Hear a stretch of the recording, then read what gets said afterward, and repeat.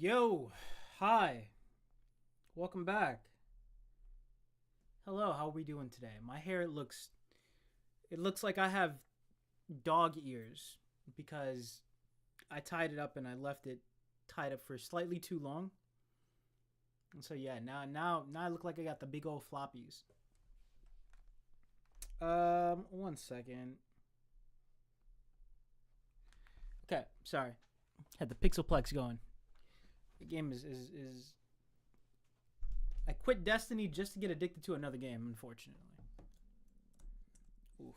And that is my stomach going from dinner. I don't know if the camera, if the mic picked that up. I just had some ramen. I'm starting to feel a little sick. I just had some ramen. I picked up like a box of Ichiran ramen while I was in Japan last year or the year before. Maybe last year. The year before. And it stuck around until just about the next trip. So luckily it was not expired. It was pretty good. It's just it does not hit nearly as well as going to the restaurant, unfortunately. Also, I pulled my eggs out a couple of seconds too soon, so instead of being jammy, they were just a little bit runny. So that was unfortunate. But yeah, we got some shit to do. That echo is back. I don't know why there's an echo still. But there's some shit to do. We got some shit to do. We got JJK Modulo chapter. And then I'd like to watch one of these videos that y'all have asked me to watch on the Gojo versus Sukuna stuff. Yo, what's up, Fire Jason? How are you? I want to get to one of these videos. I probably don't want to do the Gojo versus Sukuna or the best fight in modern shonen. Oh shit, was that running the whole time? Wait, hold on. Yo, what's up, Fire Jason? How are you? I want to get to one of these videos. I probably don't want to do the Gojo versus Sukuna or the best fight in modern shonen. Oh shit, was that running a couple of seconds too soon? Okay, cool. It wasn't. I saw a video that was playing, but it wasn't muted. So I was like, okay, what the fuck? So I have to double check because I queued up these videos. Oh, I could probably just show you. Yeah, and then there's another one. Okay, there's two that I've been asked to watch, and then there's one I've been asked to watch. One that I found at an opportune time. Not much, bro. Just chilling. About to get this chapter in. And then yeah, we're gonna watch one of these Gojo versus Sukuna videos, because that's my personality now at this point. So we got Lilu's Adventure. This is the one that was requested, and this is the shortest one, I believe. Yeah, so this is gonna be the one that we watch and react to after we read the chapter, and then the other two I'll save for like another day in the week. Only because like this seems like the end all be all Gojo versus Sukuna video. Not to tell you like who wins in every context, but just like end all be all analysis of what happened. And then this seems to be a lot of people's end all be all to the debate on like, you know, who would have actually won without Mahoraga or some shit like that, because it does all forms. But then I just stumbled upon this one, which has a fucking whole ton of views. So, I'll probably go through this one by myself right after stream and take some notes on it, because this one seems to be like the supposed to be the end all be all. And then we'll see where I land on it. You know, if a lot of my shit is disproven, which I don't have much shit to be disproven. More so, there's just one moment, which I've gone over before. There's just one moment throughout the entire fight that is iffy to me, which is when the 10 seconds of Unlimited Void hit. If that hit from Clash 2 onward, or if that just hit in Clash 5. Because it does say 0.1 seconds in Clash 5, but who knows? If it's not, then that kind of just throws a wrench in the idea that that Mahoraga was the reason that Sukuna took a bunch of UV damage. If not, then okay, cool, whatever. It's just not as What the fuck was that? If not, then if it turns out to be all that damage was taken in 5, which does not make sense to me, but if it turns out that that's the case, then that just means that without Maharaga, then he just depends on the physical advantages. But it is still a point that I've been talking shit about, so bit of a wrench.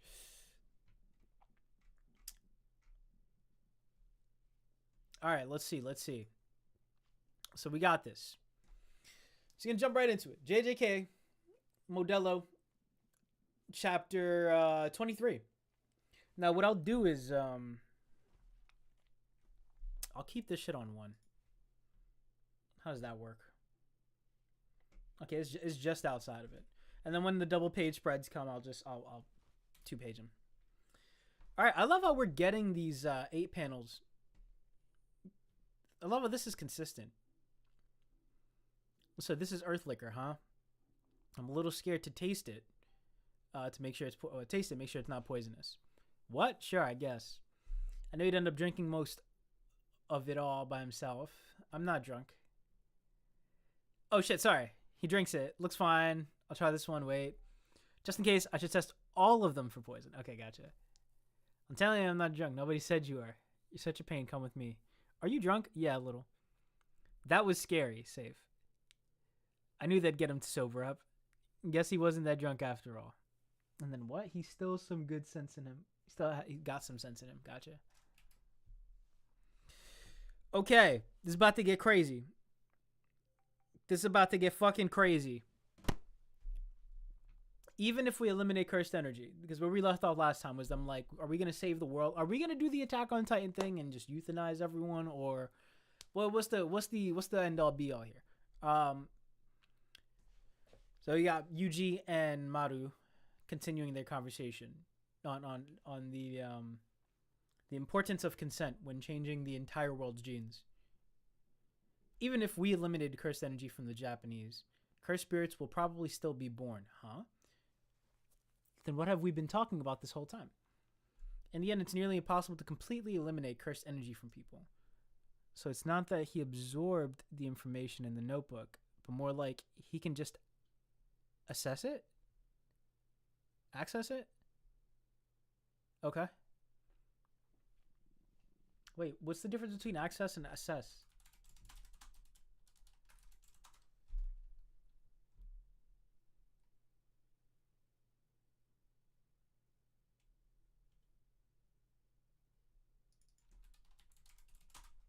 Brother.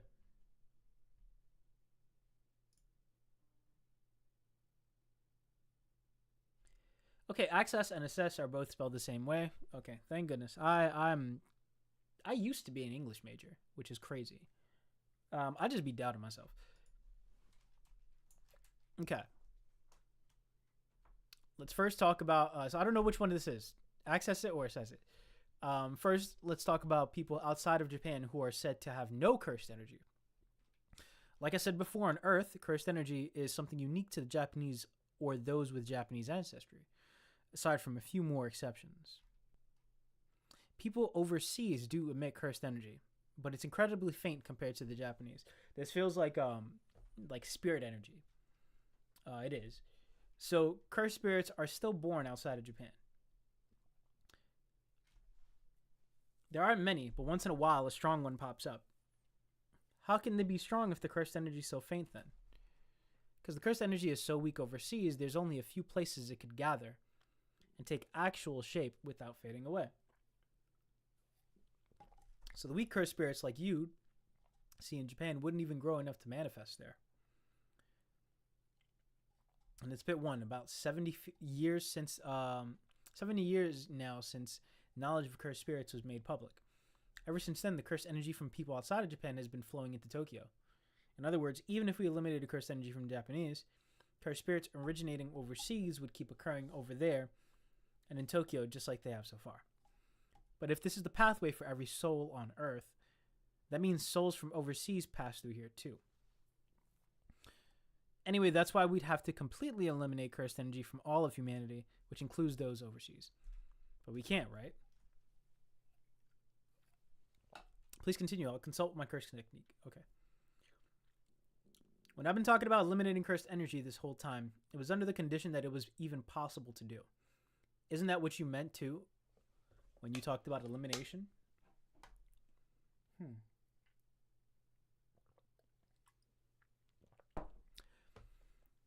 Even if we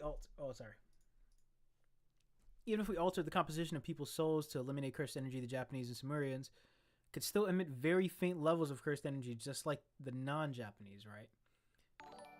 How so? Oh, thank you. Who was that? Beano Ban Bun. Thank you for the sub. Holy shit. Thank you so much. Appreciate you. Wish I could make the mini feed a little bit wider so I could see a couple of subs. Even though I get one every week or so, so it doesn't matter. But just in, just in case. Oh wait, hold on. The subscriber name is up there. It works. My stream is actually working as intended. That's wonderful to see.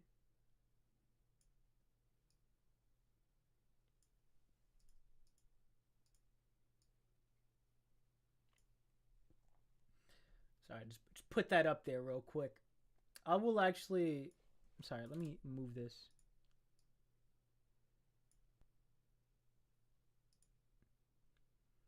Perfect. Okay, now that's up there. You know what? I'll put it here.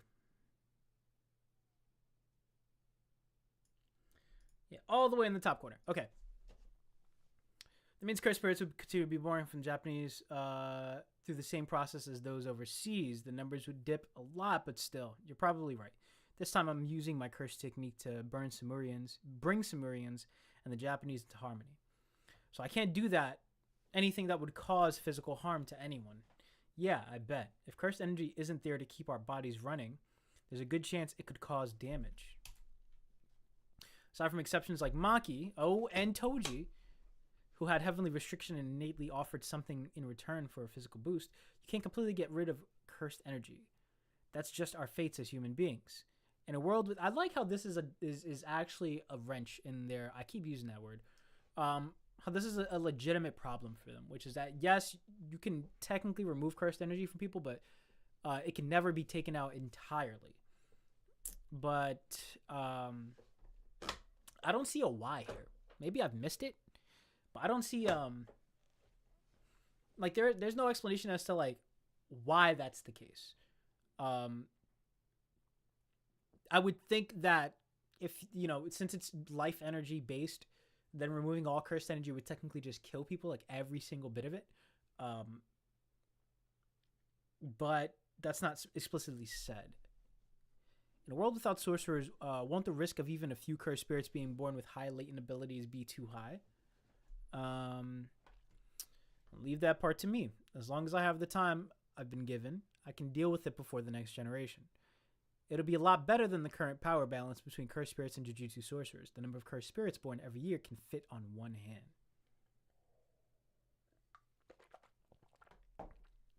I did not know the rate at which cursed spirits were born was that low. Even small, even little ones, even weak ones, or is it just at this point in time?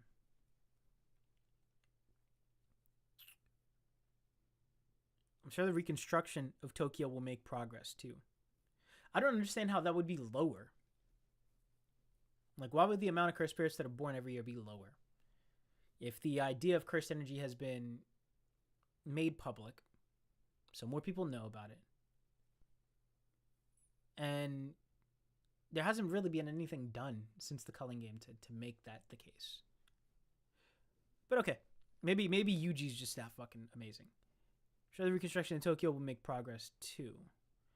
Yeah, but in that case, the Earthlings and Sumerians will keep being drawn into conflict over the cursed spirits. So then bring harmony to the cursed spirits too. Fix the thing that's causing the Remelians to confuse cursed spirits with Kallians. Oh! Yeah, that makes sense. Make them different enough. Only those who need harmony were summoned, right? Are summoned here, right? Okay. What's different about cursed spirits and Kallians? Why do Remelians feel they're the same? Shouldn't this one be telling you the answer to that? Okay. Cursed spirits are evil, since they're born from cursed energy that's unavoidable. but something that resembles cursed spirits isn't necessarily evil. A long time ago, there was an immortal jujutsu sorcerer named Tengen. Tengen was over 500 years old, and although their existence was very close to a cursed spirit, they weren't a bad person at all. But that was because Tengen became closer to a cursed spirit. And my big bro was part human and cursed spirit. We butted heads a lot at first, but then we understood each other. Maybe the reason Kalians attack everyone besides Rumelians stems from the same kind of evil as cursed spirits. Oh. Wow. Way to do something cool with your lore. Like, the introduction of Kalians is probably one of the greatest highlights of these whole 23 chapters. I know it's a lot. It's a bit of a hyperbolic statement to make with only 23 chapters in an entire manga. Like, any moment can be one of the greatest moments, right? But in terms of expanding on the lore and messing with the idea of, like, well, we never really got to make good cursed spirits. There was never really a good cursed spirit in JJK, right? Like, is Rika a cursed spirit, or is she just like a manifestation of something else? Rika JJK, because she would be the only one. Is a character.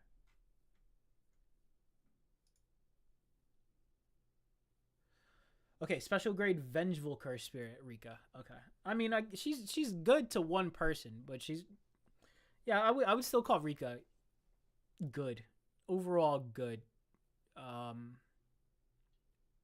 Just based off what her character has done, right? Not what her character is capable of, right? Like, if Yuta's not around and it's just Rika by herself, then maybe Rika is evil. But only time we ever saw her was with Yuta, and she was good, at least good to him, when loyal to him. So that would have been the only one.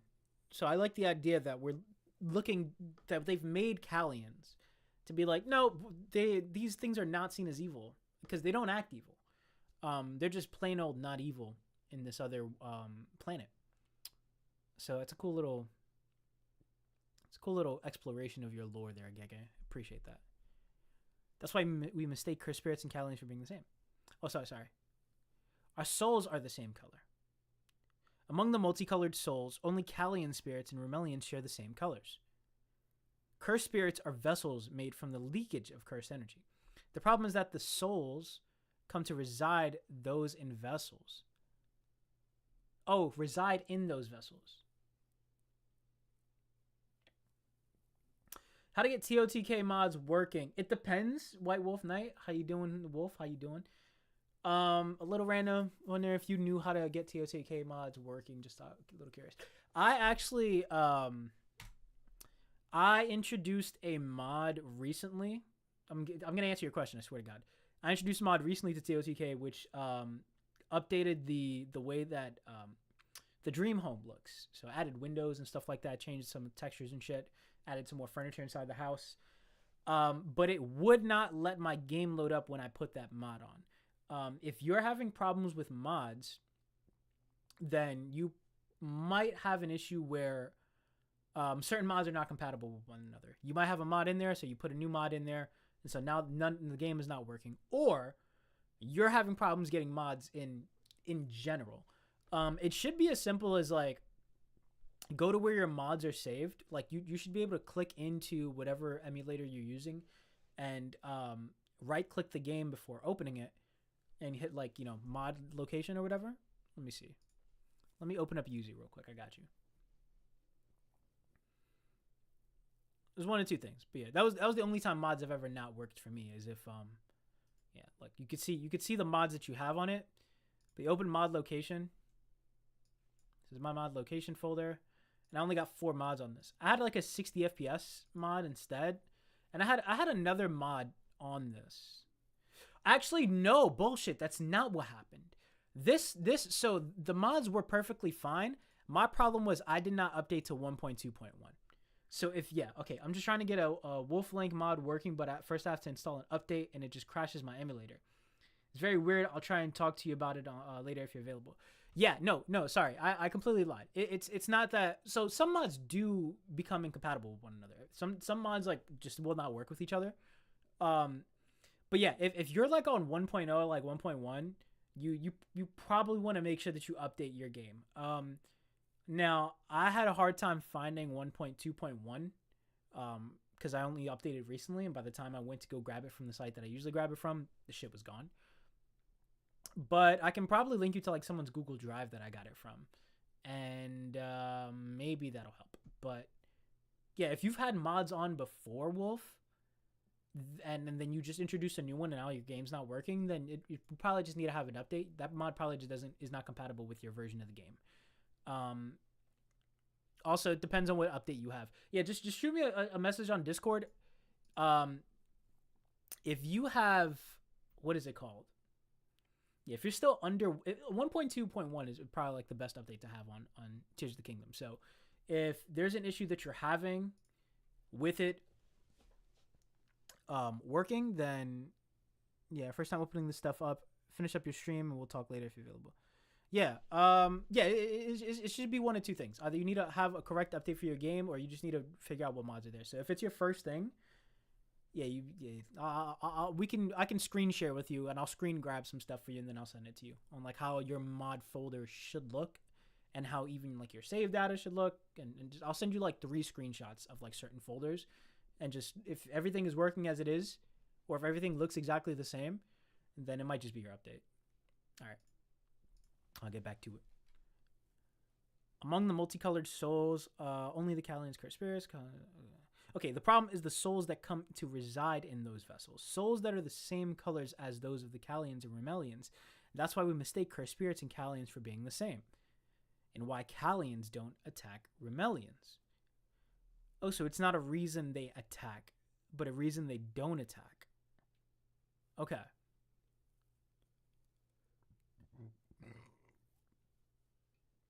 Cursed spirits don't have physical forms yet.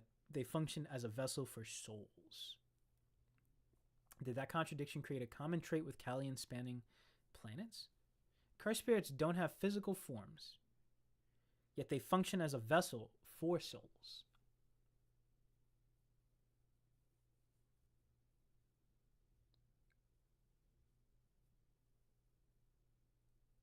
Did that contradiction create a common trait with Callian spanning planets? What do you mean create a common trait? Is he trying to say that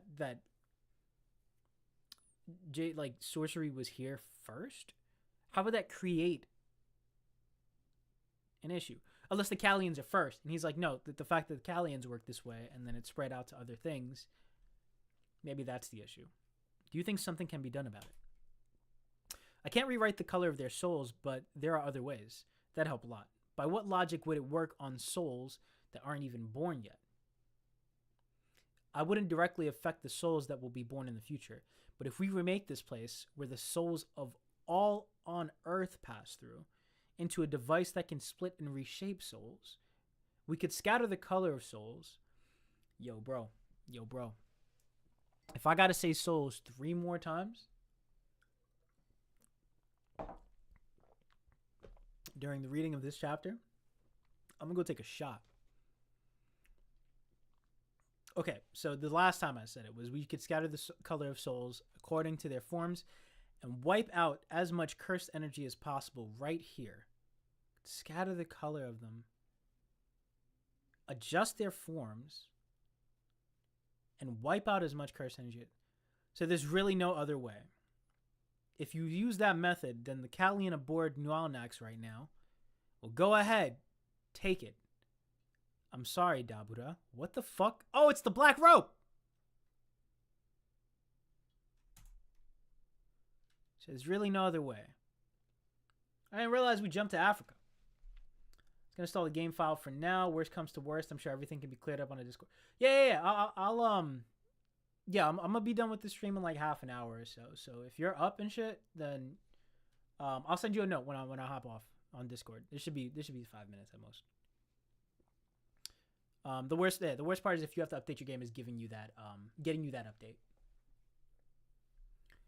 Hold on, we have our first ban of the day.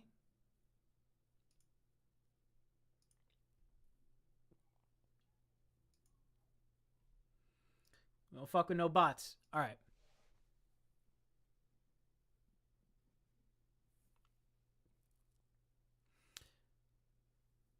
There's really no other way. If you use that method, then the Kalian aboard Naonax right now will die, basically. Go ahead, take it. I'm sorry, Dabuda. I dishonored you by interrupting a duel between warriors. I did it back then, too. I didn't understand anything at the time. Still, I know this is rude of me, but please, you want me to go back to Samura alone? It's the only way to save her, isn't it? You can take us there now. If it's not... Wait. Did he kill... I'm pretty... did he just kill Makura? Like, what happened? I came to Earth to honor my promise to Dura. Maru. It's all right now, isn't it? Yes. Good. Then my role here is finished. Did something change about you, Dabura? Not really. I just finally caught up to you all. The other warriors.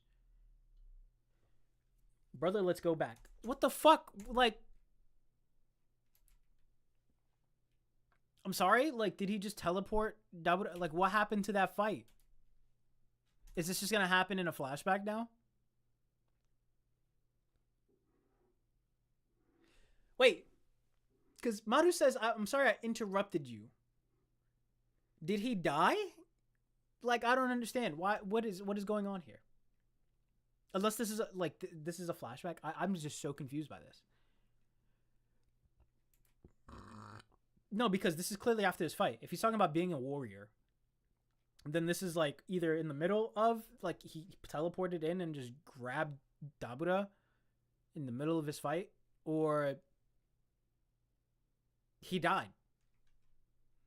Brother, let's go back home. Wait. Brother, let's go back home, Spejo. Thanks for the powers of the Black Rope. The curse Deskunte chieftain put on you is broken. There's nothing else binding you both. Okay, that was his sister the whole time. Oh, that makes sense. His sister pulled up with him. That would make sense, because the question I had when they left was like, well, if you leave, isn't he just going to kill her? Like, even if the technique wears off, wouldn't he just kill her? Thank you, Maru. Dabura. I'm sure we'll see each other again someday. I understand it now, my curse technique.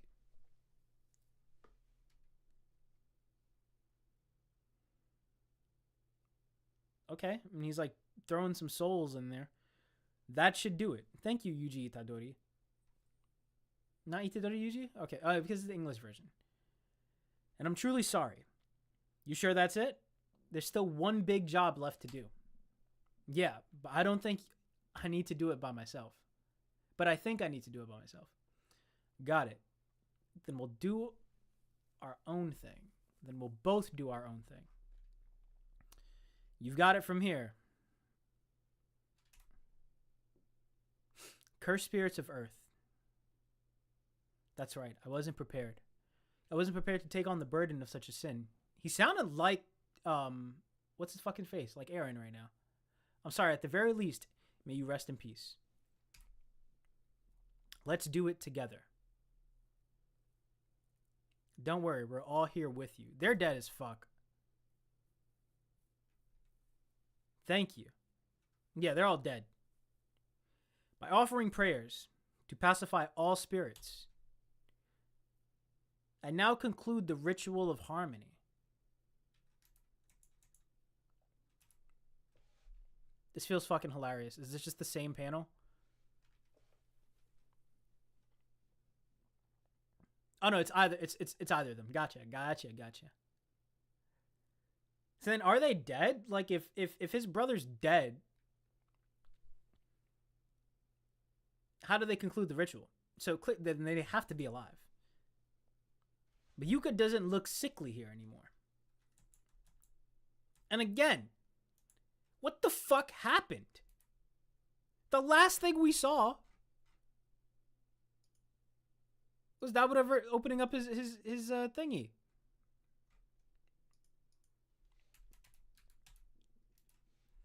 Nope, not this. This was fire. Jesus Christ, I'm not over it. Other world between darkness and light. Reverse transcendence. Did he one-shot Mahoraga? Like, what happened here? Sorry, Makura? I love saying Makura over Mahoraga. Just a heads up. I have now switched to saying Mahoraga because I make reels around Jujutsu Kaisen now, or like I have.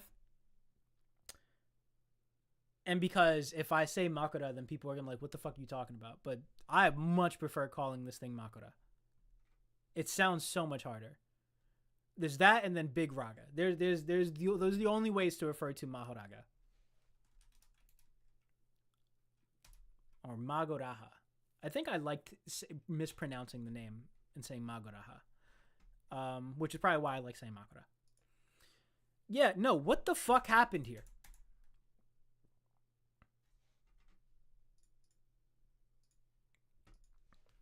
Can someone explain this to me?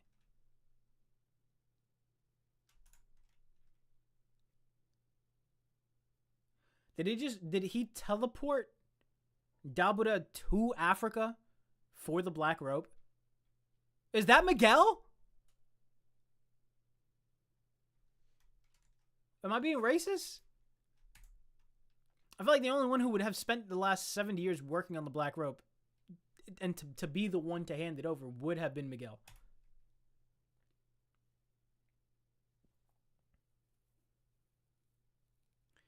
Yeah, what do you mean interrupting a duel between warriors? I really need to know, like, am I just supposed to, like, take the leap as a smart person who does not need to be handheld through everything and be like, yeah, nope, that was the end of the fight.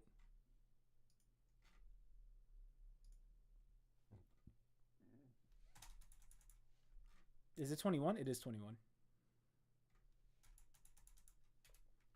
Yeah, I'm just supposed to assume that this is the end of the fight.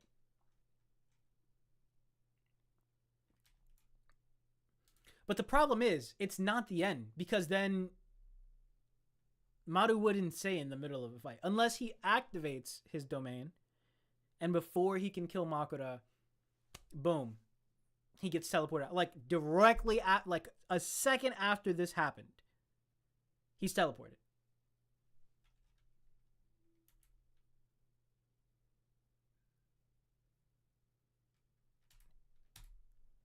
Yeah, this is a little confusing to me. I'll go wait. I also feel like a big idiot for not realizing this is a sister, but I guess it's because her face was hooded.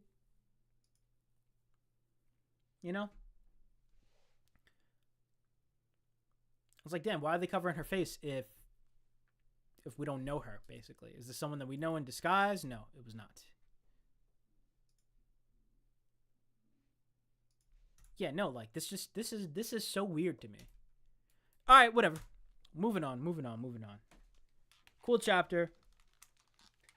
I don't really have many notes for it. You know what? I think Cole reacted to this, so before we watch that video, I'm gonna quickly see what King of Lightning had to say about this. King of Lightning Modulo.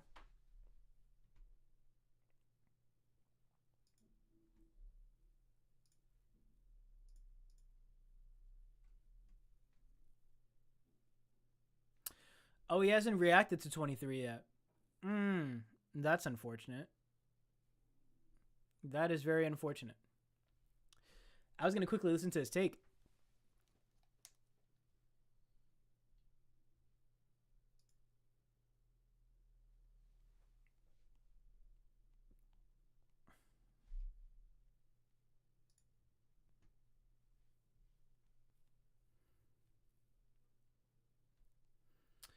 Okay, I don't know what happened.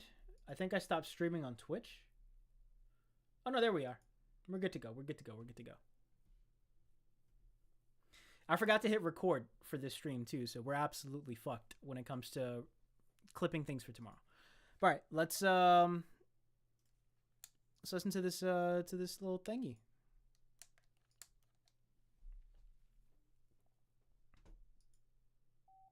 Actually, before we do that, I'm going to be right back, and I'm going to check on my boys real quick.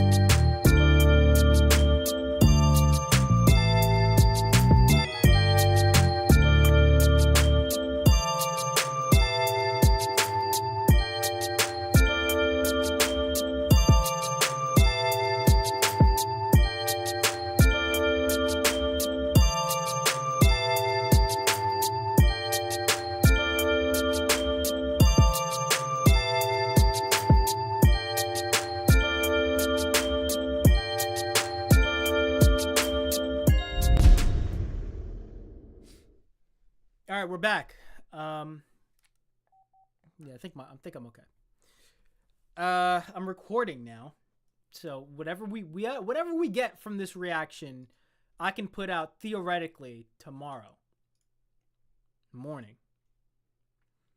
So let's hop into it. Sorry, is this the right one? Yes, it's Lilu's Adventure. Lilu. So funny enough, someone requested that I watch this video, but Lilu is someone who I know of. Probably because they're most popular. No, there was a video they did.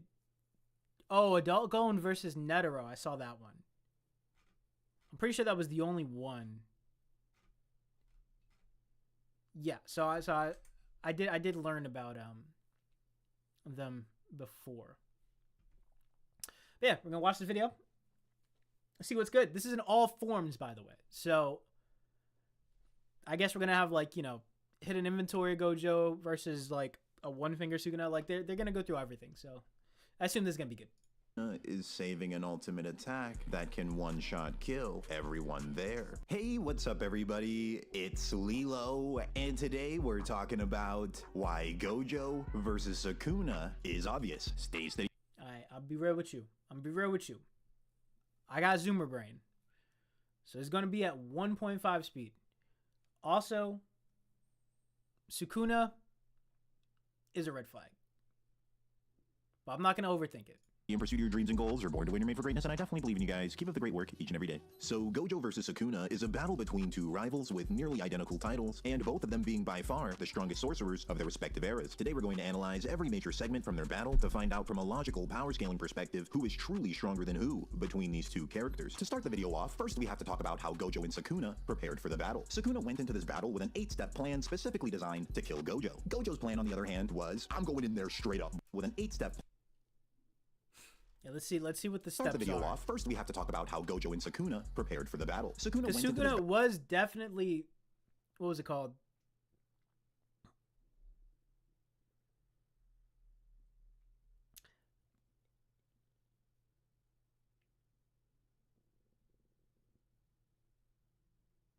Yeah, I wonder what this. Yeah, these steps are weird. Steal Megumi's body. This I don't want to discredit at all, but if stealing Megumi's body is part of Sukuna's plan to beat Gojo, then this is already a wash for me. Darkness Bath from Megumi Unlimited Void Shield. This I'm excited to get into though.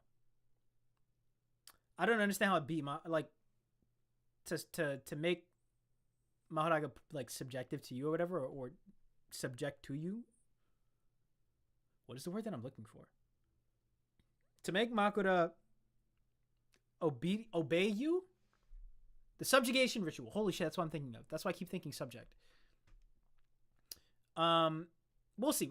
A couple of these are already like iffy to me. And the only reason step 2 is iffy to me is because one thing that a lot of people will say in my comments is that the whole reason that Sukuna stole Megumi's body was to defeat Gojo.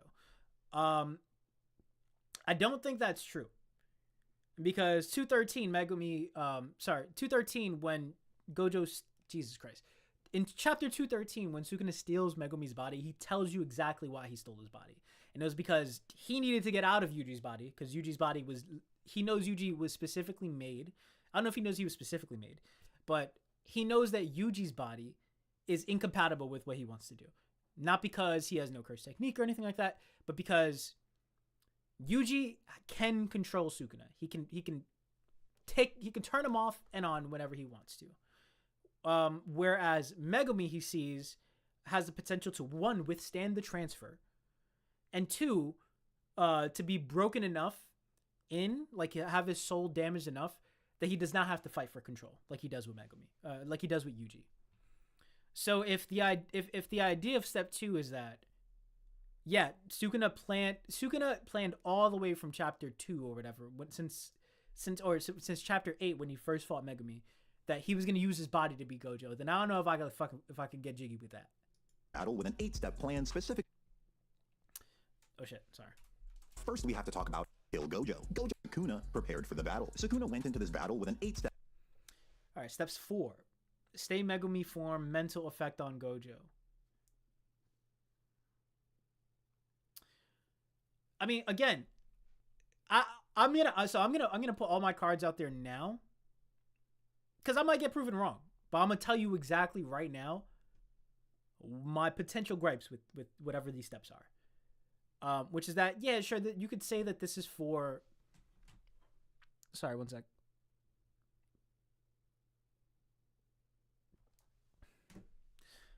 What is it called? Let me put an alarm up real quick.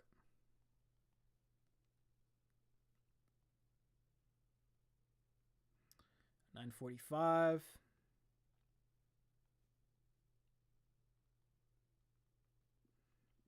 Okay. Nope. Did not hit confirm. I just applied it, but did not hit the apply button. Okay. So yeah, the idea that, okay, stay Megumi form, mental effect on Gojo. This, I mean, to what? Give him hope? Because once Sukuna, once Sukuna reincarnates into his body, into his true form, you can, I guess they could still get Megumi back, but you'd still, even if you did kill him in that form, then there's no, I don't understand how this would put a mental effect on Gojo when, one, he specifically tells Sukuna, it's cool, I've had training for this, I don't mind fucking Megumi up at all. Gojo straight up says this at the beginning of their fight. I don't care if you look like Megumi. And then there's even a point later on in the fight where I think Yuji or someone says, has he forgot that he's fighting Megumi right now? Tell him to chill out. And Kashimo says, no, let him forget. All right, step 5. Munch remaining cursed fingers like Tic Tacs. Okay. And then 6, use Megumi as meat shield against Unlimited Void. Now, the meat shield, this is the only thing. The meat shield, it's funny he says meat shield, although I'm not going to put too much sauce into the idea that he said meat. Because it seems like he puts Megumi's soul through the burden. Another thing that I get in my comments is that Sukuna only avoided damage from Unlimited Void because he was able to pawn it off to Megumi. There's 2 problems with that. One, without Makura, there is no needing to pawn off Unlimited Void damage to Megumi because he wouldn't be turning off his sure hit. He wouldn't be turning off amplification. He would not be purposely taking Unlimited Void in Clash 2 for damn near 10 seconds to adapt Makura. There's no reason for him to even get hit by Void or have to circumvent getting hit by Void if there is no need to adapt Makura, right? Without Makura, then he just doesn't turn off his sure hit, right? And maybe he takes a little bit more damage in Clash 2, or takes a little bit of damage because he takes none in Clash 2. And yeah, I can't understand what else would happen there. He would just keep amplification on the entire time. But I digress. The second part is that he doesn't use his body, he uses Megumi's soul to take Unlimited Void. And a weird thing that people do say in my comments is that because he pawned off Unlimited Void to Megumi, that means that the 0.01 seconds that he got hit for directly in Clash 5, hi Chopper, in Clash 5, were that was all it took to fry his brain. Basically, the second part that I have an issue with here on this specific step is that, well, not that I have an issue, but just to respond to people in my comments will say something like, well, without Megumi, then, in Clash 5, when he gets hit with Void for 0.01 seconds, he's dead. He doesn't have Makura to save him, 1. And 2, those 0.01 seconds is all it took to fry his brain so he couldn't open his domain again. No. It clearly says in 230 that he took Unlimited Void to the brain for 10 seconds, not 0.01. The 0.01 was just the last time. Second, word, right. Without Makura, he would be fucked in Clash 5. The issue is you can't just start the fight with Makura? I hope so. Is everything all right? I don't know what happened. Like I'm still yeah, I've still been live for 55 minutes on Streamlabs. Is it? And I'm still coming up fine on my YouTube. I hope so. No, I'm still okay.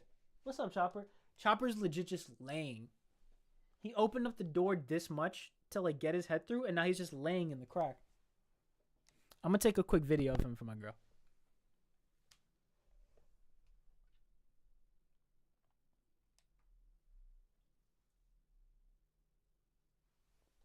No, don't leave.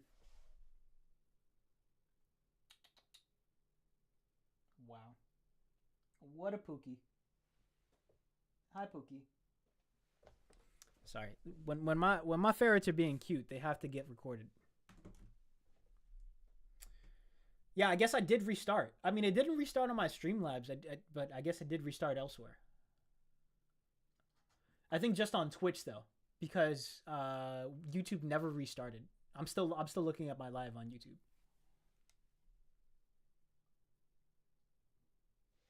What you doing, bud?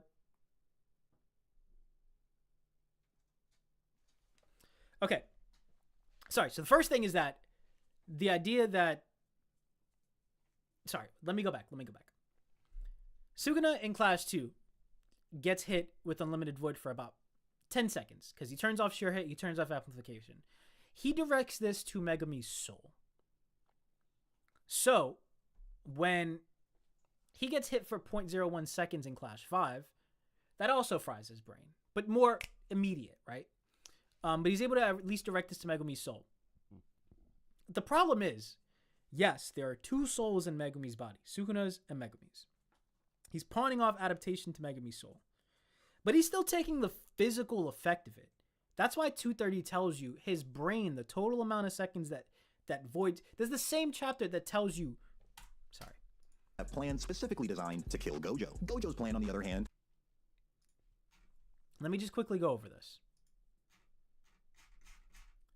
This is the same chapter.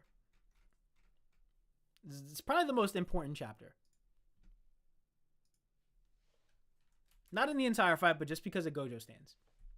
The can't miss attacks that negate each other across the 5 domain expansions cover everything inside the domain for Gojo, and everything except himself inside the domain for Sukuna, but didn't cover can't miss attacks with regard to him.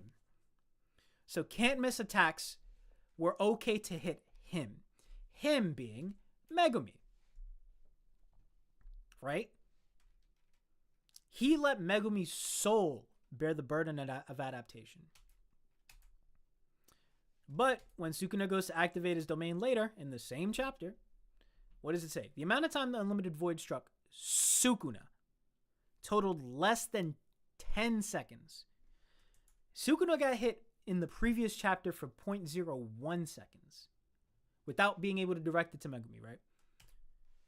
But the fact that this same chapter tells you him, meaning Megumi, and then tells you directly struck Sukuna, is to tell you that Megumi's soul got hit with Unlimited Void. But their shared brain, because he's still in Megumi's body, their brain got hit for 10 seconds. This is what stops Sukuna from being able to reopen his domain, is the fact that he got hit with Void for 10 seconds. No, not because he spammed his domain expansions. That's not what happens. Literally, in this chapter, Shoko tells you, well, Sukuna has done it less than Gojo, and he's probably better off for that. He was better off. The problem is, he also got hit with Void. That's the only reason he can't open up his domain here. It's not because he spammed his domain expansions. And it's not like, oh, he would be able to use unlimited domain expansions no matter what. No, it just means he's probably has like 2 more left in the tank without getting hit by Void. And he only needed 1 here. If this goes through, Gojo dies. Like, for all of the people who are like, yo, it was a 3v1 without Big Raga and Akito. Without Big Raga and Agito, Sukuna was soft. He couldn't handle Gojo in a 1v1. This is Gojo after a 1v1. This is Mahoraga has just been summoned here to remove Void, right? To save Sukuna's ass right here. And then he puts him back away. He goes, no, he just pulls him out to get him out of the Void, and then he puts him back away. The entire rest of the fight has been a 1v1. This is what Gojo looked like after a 1v1. I don't understand when people say this, though. Because it's like, yeah, he was using 10 Shadows. He did use 10 Shadows to save his ass. But like, if you take out Makura from the very beginning of the fight instead of from specific moments where he was accounted for as part of the strategy, then it becomes a completely different fight, right? Or, because Gojo stands still love to do this, just run it back. Run every play back. Just take out Makura from the situation and run every play back as if Sukuna did not intend to use Makura's ability to adapt, right? Just like, all right, let's say Makura got blown up before this fight started. I don't have Makura. I can't use him. But I'm still in this 10 Shadows body. All right, how do I, I'm just not going to turn off my sure hit, and I'm not going to turn off my amplification in Clash 2. So Clash 2 still ends in his victory. Maybe Clash 3 and Clash 4 still end in ties, but maybe Clash 5 still hits perfectly fine. What happens when you put a hand form into this? When you just go, all right, run it back, let's do it again. Because I don't understand why people saying, like, Meguna without 10 Shadows gets dog walked. Yeah, he probably does. Like, he doesn't have the main technique that he's using this fucking form for. Of course he does. It's like saying, like, take away Steph Curry's 3-point shot. Is he the greatest 3-point shooter of all time now? No. Like, the fuck? The changes. So, oh yeah, I'm not running on Twitch anymore. Okay, I am running on Twitch. I've only been running for 8 minutes. Yeah, Twitch keeps crashing. So if you take the fight back, right? If you run it all the way back and say, all right, simulate chapters 222 all the way to 230. What are the differences? Well, Sukuna does not get his ass saved on Clash 5. That is true. Without Makura, Sukuna is dead here. Without Makura, undeniable. Sukuna just dies here. Or he gets incapacitated to the point where, you know, he has to come out of Megumi's body. And then he dies and then Megumi survives. Whatever way you want to put it. Either way, no shot, Sukuna survives here. Without Makura to save his ass. Right. But let's just go back 1 or 2 chapters. Let's go back a few pages. People ignore this one right here. If you want to get a Gojo fan mad, when they tell you some shit like, well, Gojo's domains were just faster. That's why he won. Just show them the panel. Curse technique repair lags depending on the degree of physical healing. The difference was less than 0.01 seconds. So if you're telling me that if you ran it back,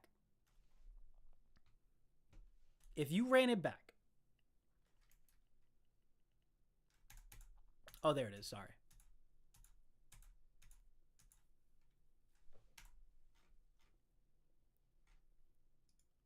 Damn, would it be 28 for real?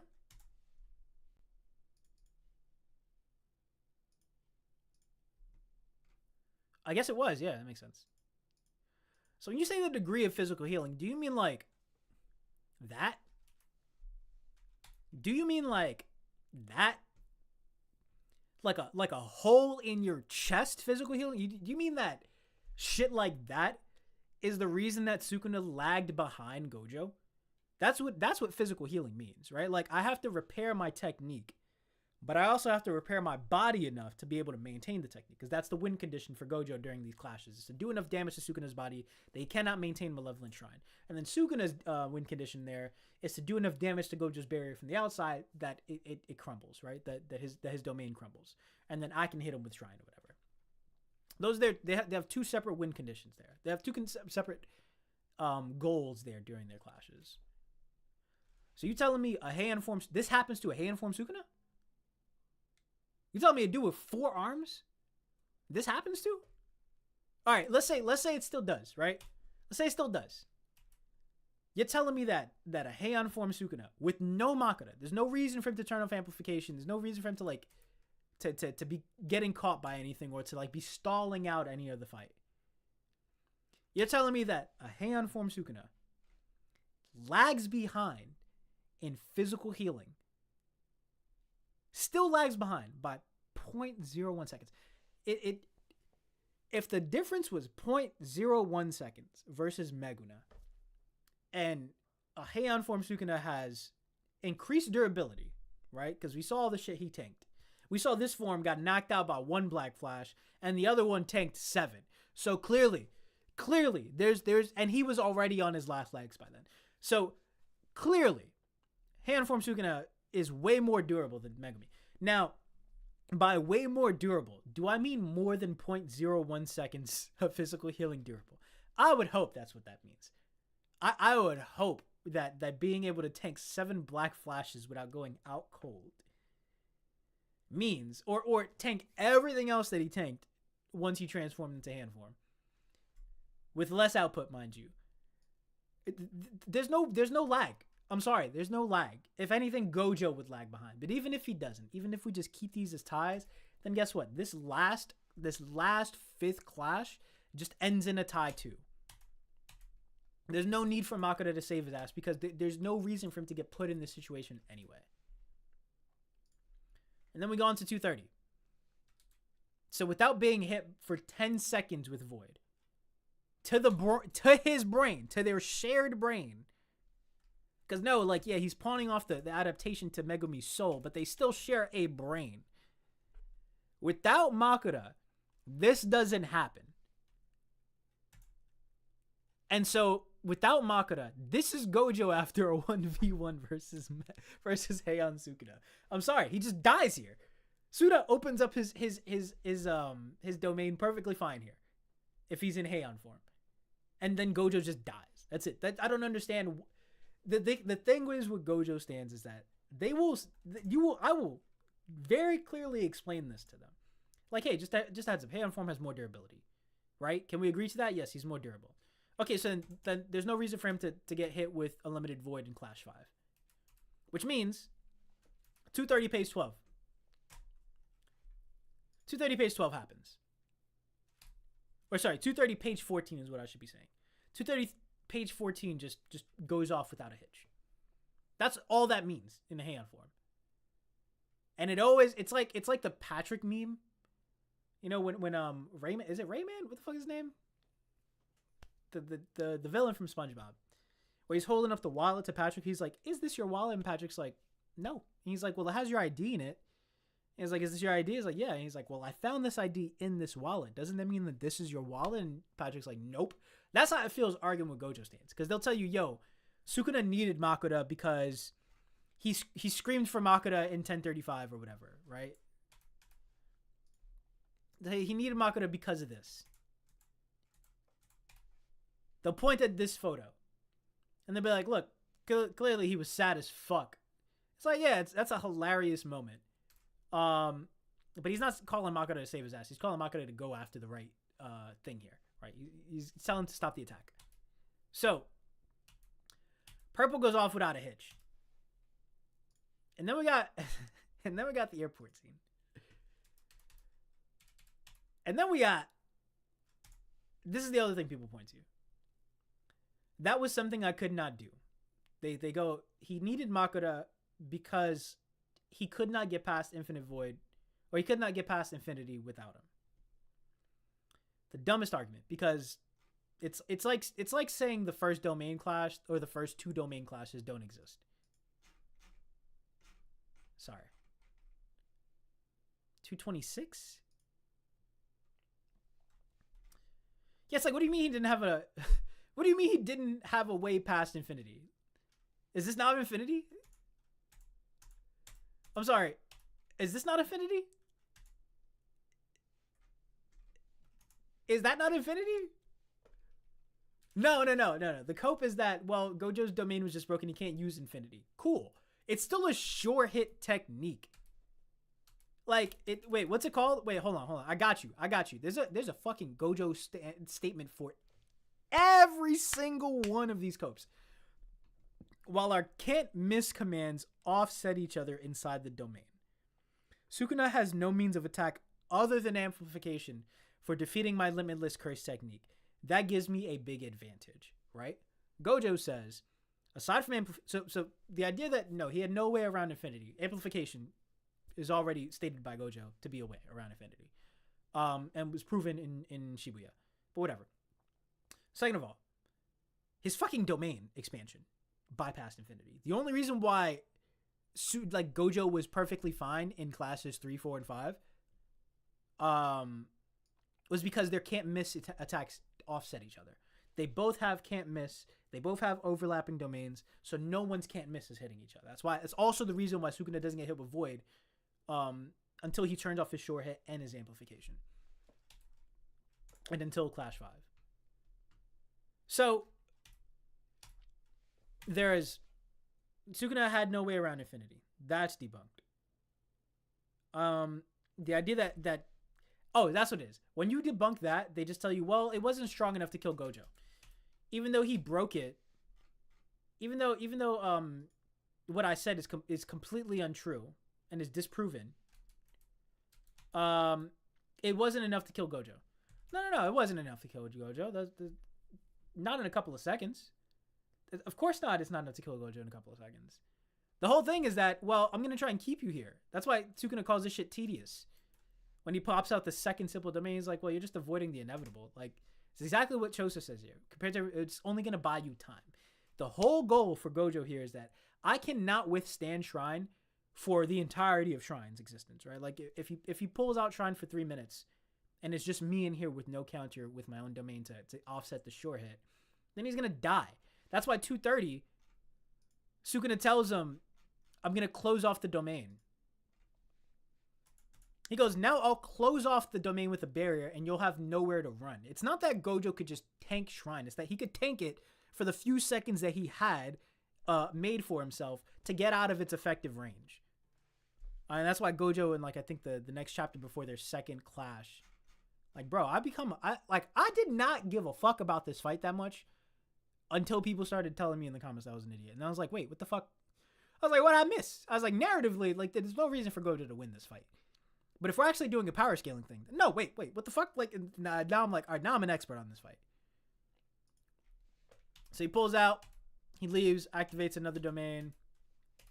Sorry, 227. Where is it? Yes.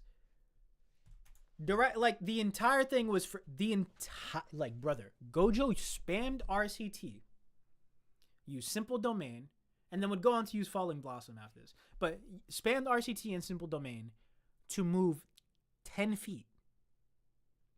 To move whatever the fuck this is.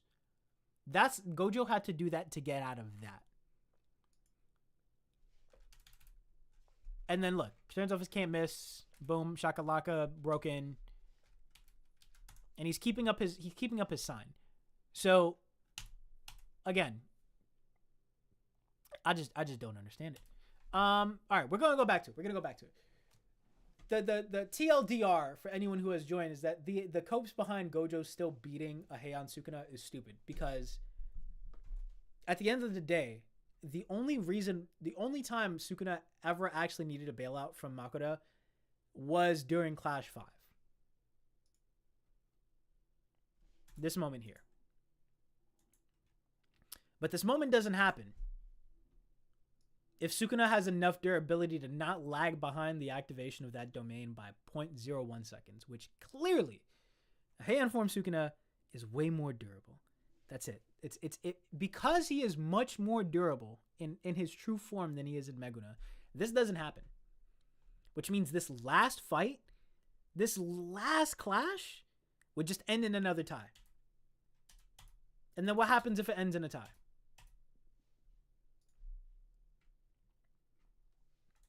He just opens up another domain. Oh, no, sorry. That's not what happens if it ends in a tie.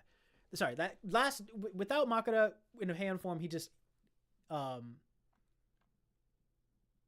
lag or that window for Gojo to hit with Unlimited Void for 0.01 seconds does not happen, right? So there's no need to be bailed out by Makoto there. That fight just ends in a clash, or that last clash just ends in a tie.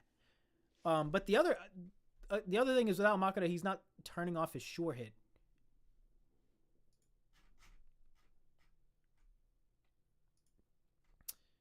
Yeah, without Makuta, he's not turning off his sure hit in 227 in the second clash.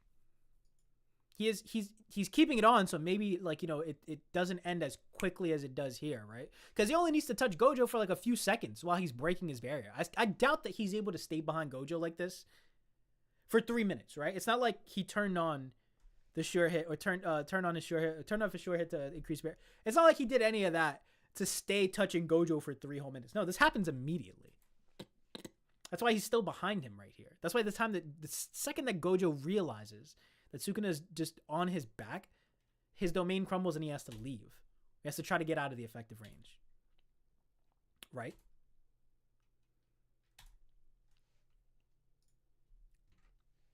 And if you think that Gojo's tying against a Heian form with 2 extra limbs, then you're too deep in the agenda. I'm sorry to tell you.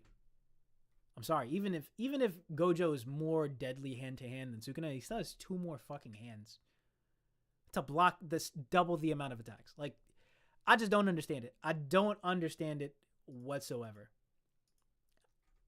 I don't understand the copes. But once I finish this video, eventually, we will get to it. I'm going in there straight up blind, and I'm gonna straight up. Oh wait, with the last 2 steps. Sukuna's plan was not to jump Gojo's... What?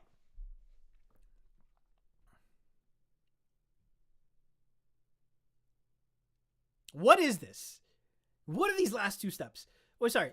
How Gojo and Sukuna prepared for the battle. Sukuna went into this battle with What do you mean prepared for the battle? How is... an 8-step plan, straight up. How are these last 2 steps in preparation for the battle?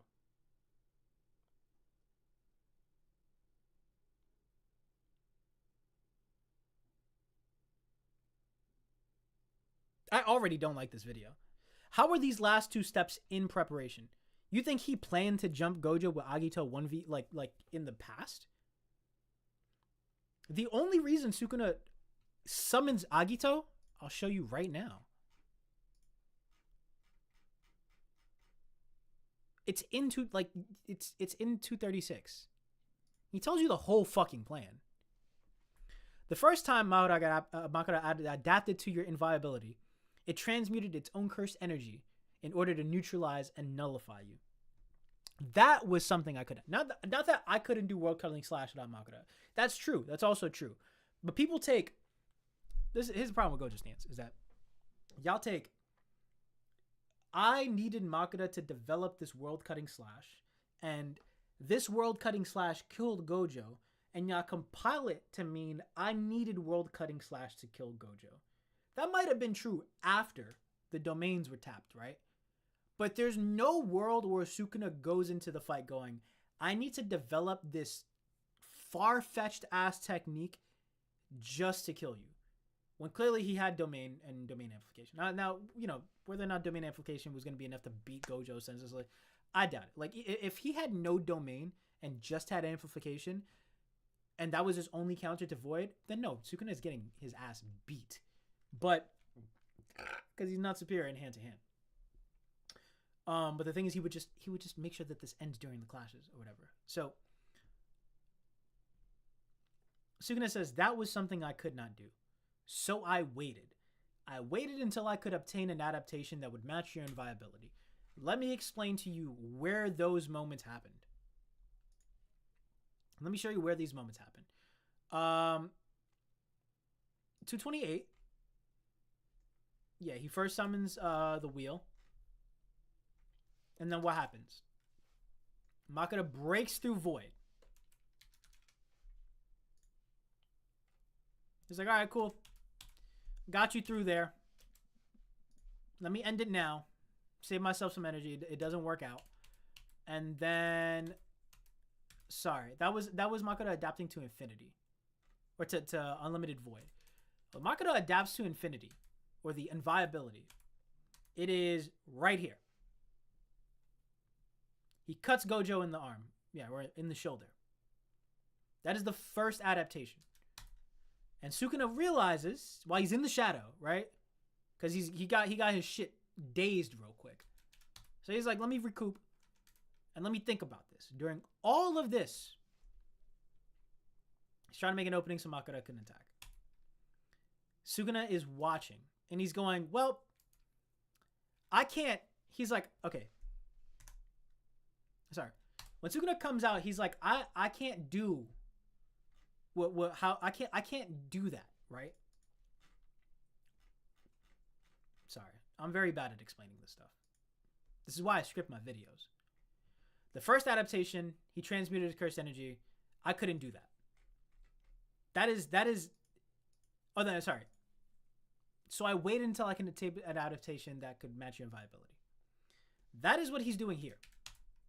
When he says I'm waiting, I had to wait. The first adaptation, when Sukuna's shoulder gets cut at the beginning of this chapter. Yes, when Gojo's shoulder gets cut here. That is the first adaptation. And Sukuna's like, nope, I can't do that. So, I need to buy time. I need to bring out Agito. And he brings out Agito to stall while the second adaptation occurs. Then the second adaptation hits. Right here. He even says it. This is fine for now as long as I don't let him use purple. Makura, how long are you going to make me wait? That's not what I want to see. Forget Megumi Fushiguro. You are my shadow now. Show me what you got. When he says that's not what I want to see, he's referring to the first adaptation. I can't do that. I cannot replicate that. Show me what you got. And then he fucking chops Gojo's arm off.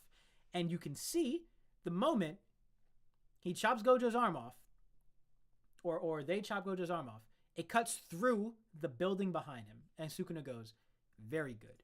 That's him going, oh, the second adaptation happened as I hoped. It was meant to be a slash that extended the curse technique's targets. So it didn't just cut.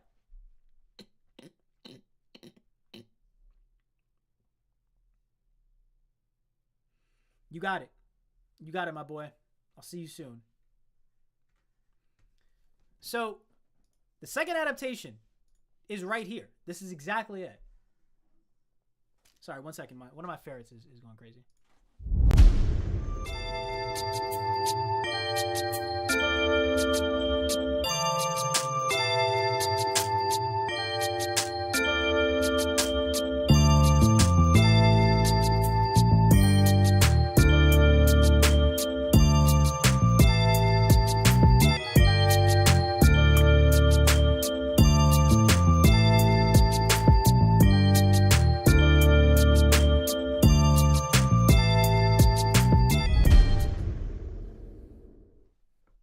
My bad.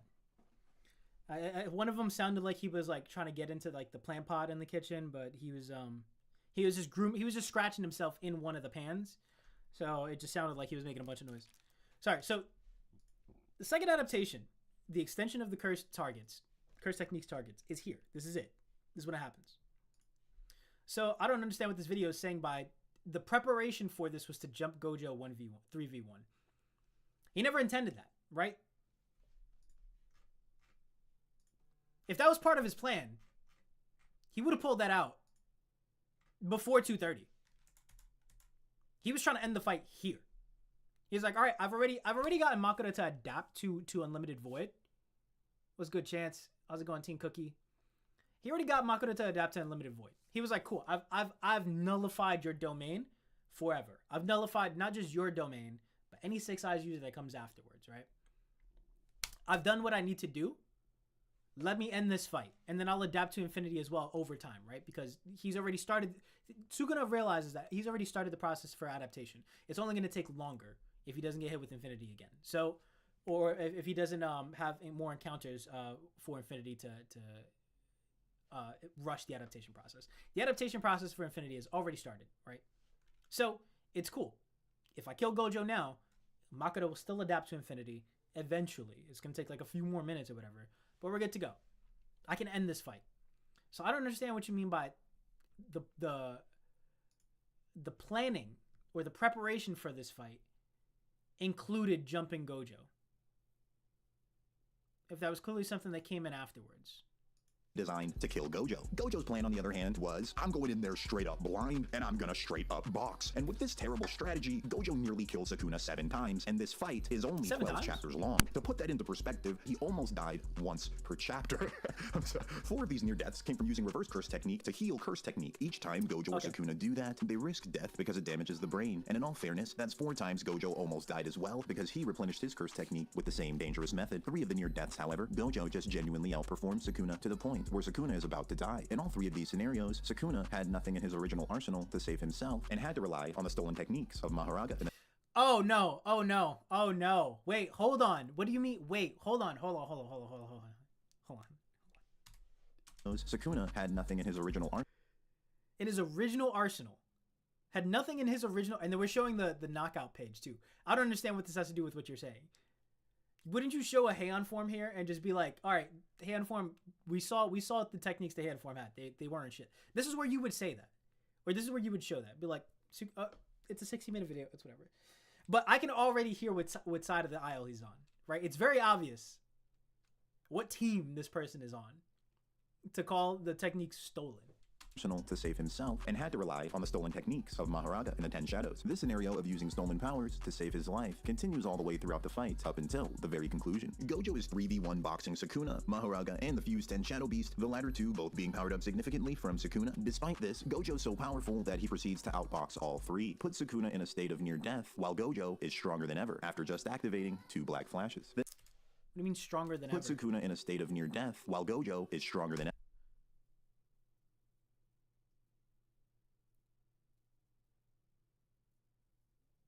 Okay. I guess stronger than ever compared to the beginning of this fight. But this is insane framing.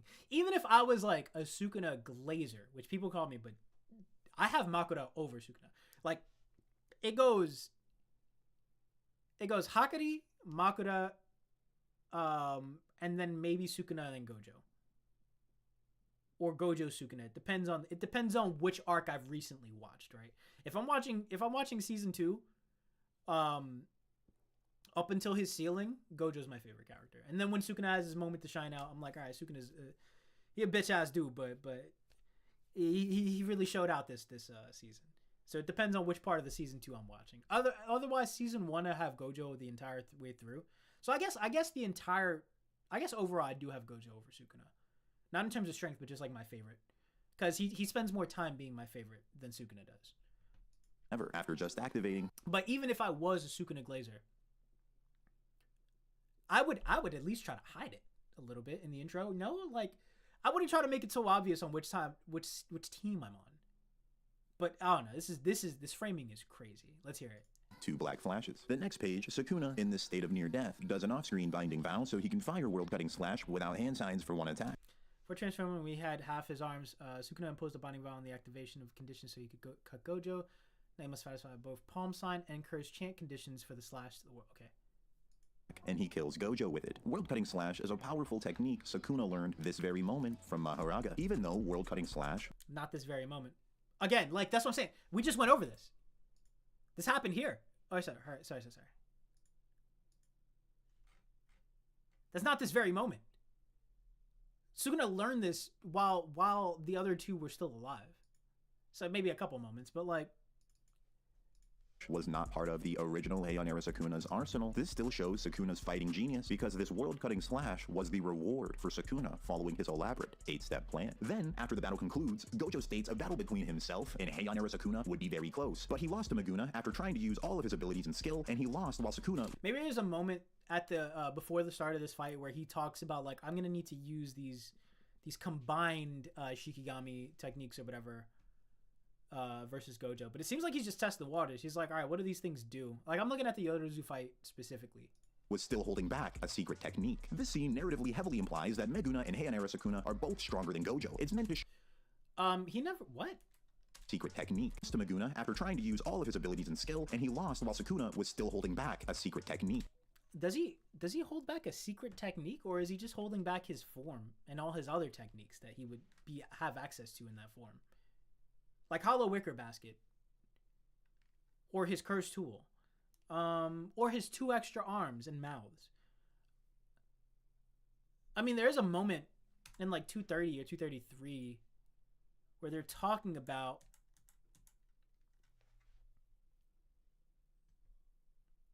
yes, he must be holding back a killer move, and if we go out there, he might unleash it. I thought that killer move was just his transformation. Like, he's just holding back being way stronger. This scene narratively heavily implies that Meguna and Heianera Sukuna are both stronger than Gojo. It's meant to show that even with Gojo using everything, it's still not enough to beat Sukuna, who's still holding something back. I don't know if it implies that Meguna is still stronger than Gojo, but we'll see. But as of the most recent chapters of Jujutsu Kaisen, Gege has added some new statements that change the Gojo versus Sukuna fight entirely. Numerous times throughout the fight, it's foreshadowed that Sukuna is saving an ultimate attack that can one-shot kill everyone there. Is it? Oh, it's Divine Flame, but he's not, wait, what? I guess. Recent chapters, it's revealed that secret technique was domain expansion followed by Fuga. This is stated by the narrator to be Sukuna's ultimate and most destructive attack. The narrator states,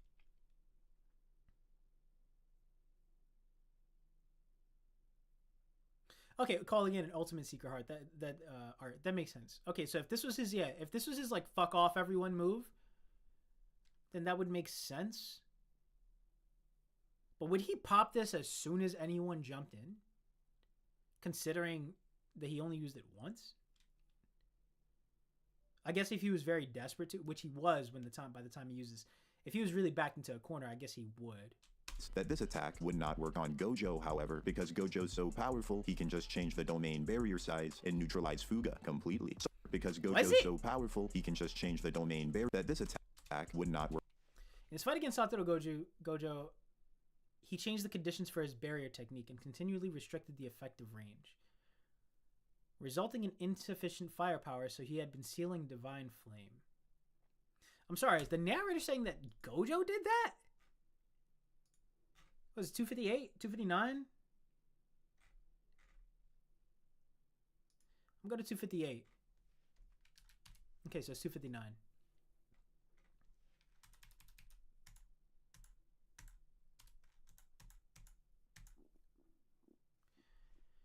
In his fight against Satoru Gojo.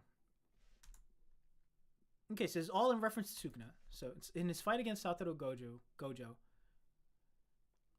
Sukuna changed the conditions for his barrier technique and continually restricted the effective range, resulting in insufficient firepower. So he had been sealing Divine Flame. Particles have been the domain. The heat from the Divine Flames causes detonation, instantaneous, high temperature, shockwaves. Try to kill living things. Use a secret art to defeat Mahoraga in one blow. What do you mean that Gojo was...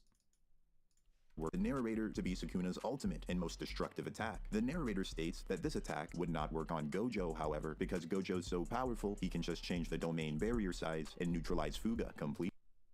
That's not what the narrator... Did I miss that? Did the narrator say this at all? Continually restricted the effective range, resulting in an insufficient firepower. It's saying that Sukuna changed his effective range. I mean, I get it. He's changing that effective range because Gojo is also changing it. But this is a weird framing. Because Gojo's so powerful, he can just change the domain barrier size and neutralize Fuga completely. Yeah, I don't think that was him neutralizing Fuga. I think that's Sukuna deciding, I want more firepower on the outside of the barrier, so I'm just going to change my barrier's effective range. And then that results in him being like, well, I need it. It clearly says he sealed Fuga. What? Like, he traded out Fuga for being able to add those conditions to his barrier, or to his effective range. So Sukuna's ultimate attack that he was holding back this entire time was revealed to be something that would not work on Gojo. In the world...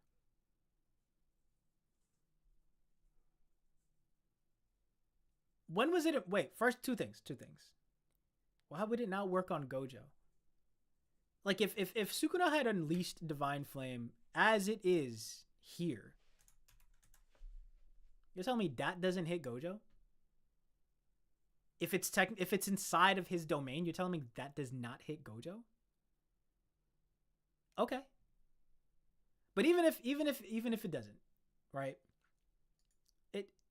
the reason why he's holding back a killer move isn't because he's trying to kill Gojo or he doesn't want to kill Gojo with it. It's because he's holding back a killer move in case any of you other motherfuckers jump in. I'm just going to catch y'all real quick with it. Like, in case this 1v1 that I have to, like, be laser focused in turns into, like, a 20v3 with me and my 2 Shikigami, then I'm going to pop this real quick. I'd like... What? At what point is it insinuated that Sukuna is holding that back for Gojo?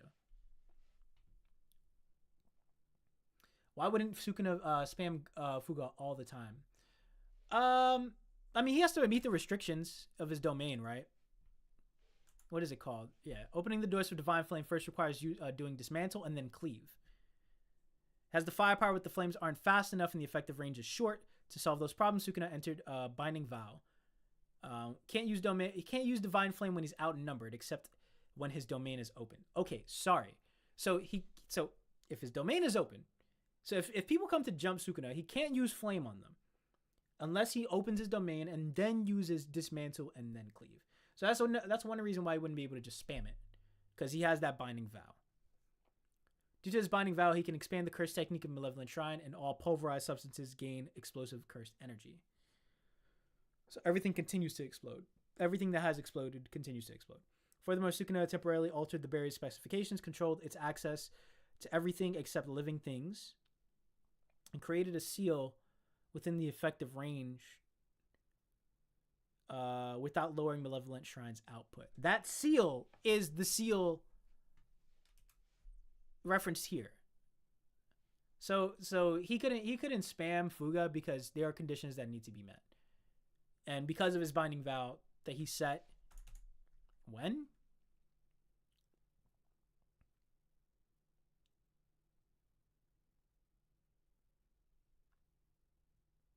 Okay, that's what it is. Because Fuga is slow, he made that Binding Vow to make it faster and to make it a little bit better to use. But he also can't use it unless his domain is open or it's a 1v1. Or he's not outnumbered. So, which means it could be a 3v1 in his favor. So I don't understand this fucking statement. Slash back this entire time was revealed to be something that would not work on Gojo. There's nothing that says that wouldn't work on Gojo. If it's a sure hit, it only doesn't work on Gojo if Gojo also has his domain open. Right? If they have a clash, then I wouldn't think Fuga would hit because it would be part of it, like Gojo would it? I guess in the state that it was in, right, where Sukuna whittles down his domain's effective range to the size of a basketball to match Gojo's, then yeah, it wouldn't work there. But you're telling me this wouldn't work on Gojo? Why would that not work if this is inside Sukuna's domain? If this is Gojo without being, like, just, if the Gojo does not have his domain open to nullify the sure hit of Sukuna's Malevolent Shrine, and Sukuna opens up Shrine, and then hits Dismantle, hits Cleave, and then Fuga. Why would that not hit Gojo? Why would that not affect Gojo? Slash that killed Gojo is there's just a lot of weirdly incorrect statements within these last 2 minutes, and they follow the intro, which is clear bias, but okay. An attack that scales below Black Flash Gojo's reaction speed objectively. That is because Maki's time was revealed to be something that would not work on Gojo. And the world-cutting slash that killed Gojo is actually an attack that scales below Black Flash Gojo's reaction speed objectively. That is because Maki dodged the world-cutting slash from a stronger Heian-era Sukuna. To put that into perspective, 1 month ago of In Story Time, Maki was stated to be relative to Mach 3 in reaction speed. Black Flash Gojo scales above Maki in reaction speed due to outboxing and reacting to Sukuna, Maharaga, and a fused 10 Shadow Beast. Sure. It's a weird way to put it, though. Wait, when does Sukuna use it on Maki? I feel like what chapter Sukuna versus Maki? Is it 253 for real?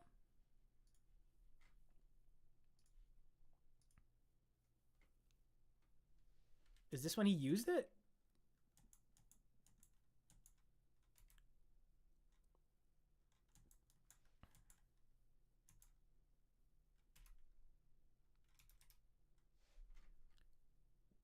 I'm sorry. Is it 252?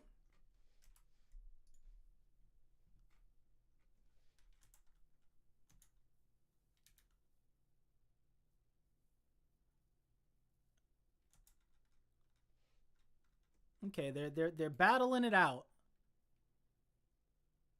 But you're telling me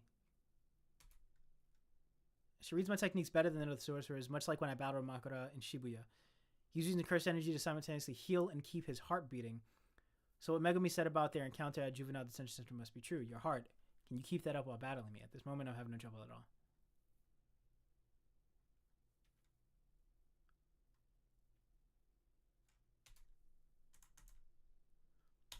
Which is crazy to say. Okay, so let me tell you why this is crazy. Another crazy statement. I would give. Here's the thing. The idea that Gojo has faster reaction speed than Maki, I will not contest. I have no reason to believe that's not true. But to base this feat, this slash and compare it directly to this slash is wild. Or to say that because Maki dodged world-cutting slash, it means, what does it say? Above in time was revealed to be something that would not work on Gojo. And the world-cutting slash that killed Gojo is actually an attack that scales below Black Flash Gojo's reaction speed objectively. It scales below Black Flash Gojo's reaction speed objectively. Why? Okay, so the that killed Gojo Iron Time is actually an attack that scales below Black Flash Gojo's reaction speed objectively. That is because Maki dodged world-cutting slash from a stronger Heian era Sukuna. Maki dodged world-cutting slash from a stronger Heian era Sukuna. Because Maki dodged Black Flash, or because Maki dodged world-cutting slash. To put that into perspective, 1 month ago in story time, Maki was stated to be relative to Mach 3 in reaction speed. Black Flash Gojo scales above Maki in reaction speed due to outboxing and reacting to Sukuna, Mahoraga, and a fused 10 Shadow Beast in a 3v1, at one point outboxing all three using just one arm, having the 6 eyes, and literally being able to teleport. Meanwhile, Maki has been getting Okay. repeatedly demolished by Heian era Sukuna missing 2 of his arms while she's jumping him in a 5v1. They're on 2 completely different tiers of reaction speed, meaning Gojo stood there with the 6 eyes that tell you an opponent's cursed technique just by looking at them, while in a state of double Black Flash, which lets you manipulate cursed energy as easily as breathing. While Gojo's such a genius that even without Black Flashes, he does advanced techniques as easily as basic techniques. In this powered up state, Gojo scales above the world-cutting slash in reaction speed. Now, because Maki dodged world-cutting slash versus a Heian era Sukuna, Gojo, it's slower than Gojo? Is that what he's saying? Completely. So Sukuna's Gojo in the world-cutting slash back this entire time was revealed to be something that would not work on Gojo. And the world-cutting slash that killed Gojo is actually an attack that scales below Black Flash Gojo's reaction.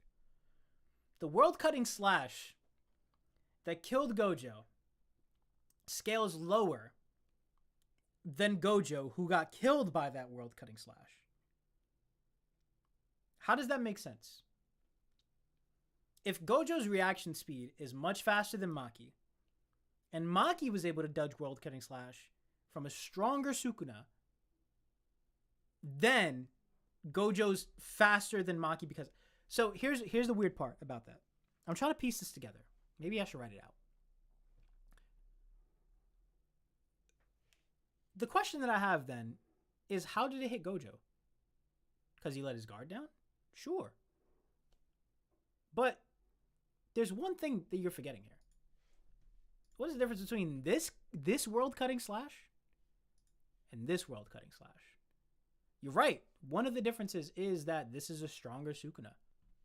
This is a weaker Sukuna. And I will not object the fact that Gojo is faster than Maki. So if Maki was able to dodge this, why wasn't Gojo able to dodge this? Did you see it? I'll show you again. Did you see it?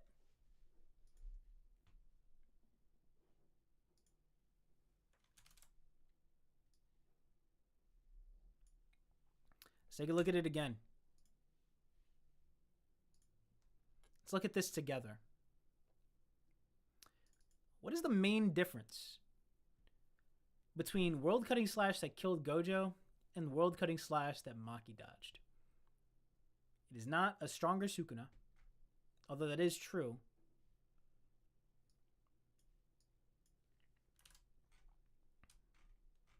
Let me show you real quick. See that? Sorry, I'm very bad at this. See this? Is there a highlighter tool?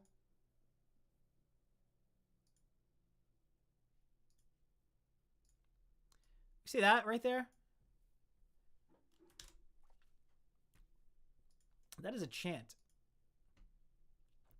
The difference between the World Cutting Slash that Gojo couldn't dodge, even though he's faster than Maki, in reaction speed for sure, and fighting speed most likely. The reason why Gojo couldn't dodge it, even though he's faster than Maki who did dodge it, is because the one that hit Gojo didn't have a chant before it was activated. Sukuna just looked at Gojo and killed him. Whereas he looked at Maki, had to chant, she heard the chant, and she got the fuck up out of the way. So the idea that, oh yeah, no, this is Sukuna's original World Cutting Slash, which had no chant, skills lower than Gojo, who died to that, who could not dodge it, because Maki dodged one that came later, that is, yes, done by a stronger Sukuna, but still done by a Sukuna who now has to chant before using it, is the wildest cope or revisionist history. What do you call that? The wildest act of revisionism? I'm just going to call it cope. Reaction, the World Cutting Slash that killed Gojo is actually an attack that scales below Black Flash Gojo's reaction speed. It doesn't. If it scaled lower than Black Flash Gojo's reaction speed, he wouldn't have fucking died.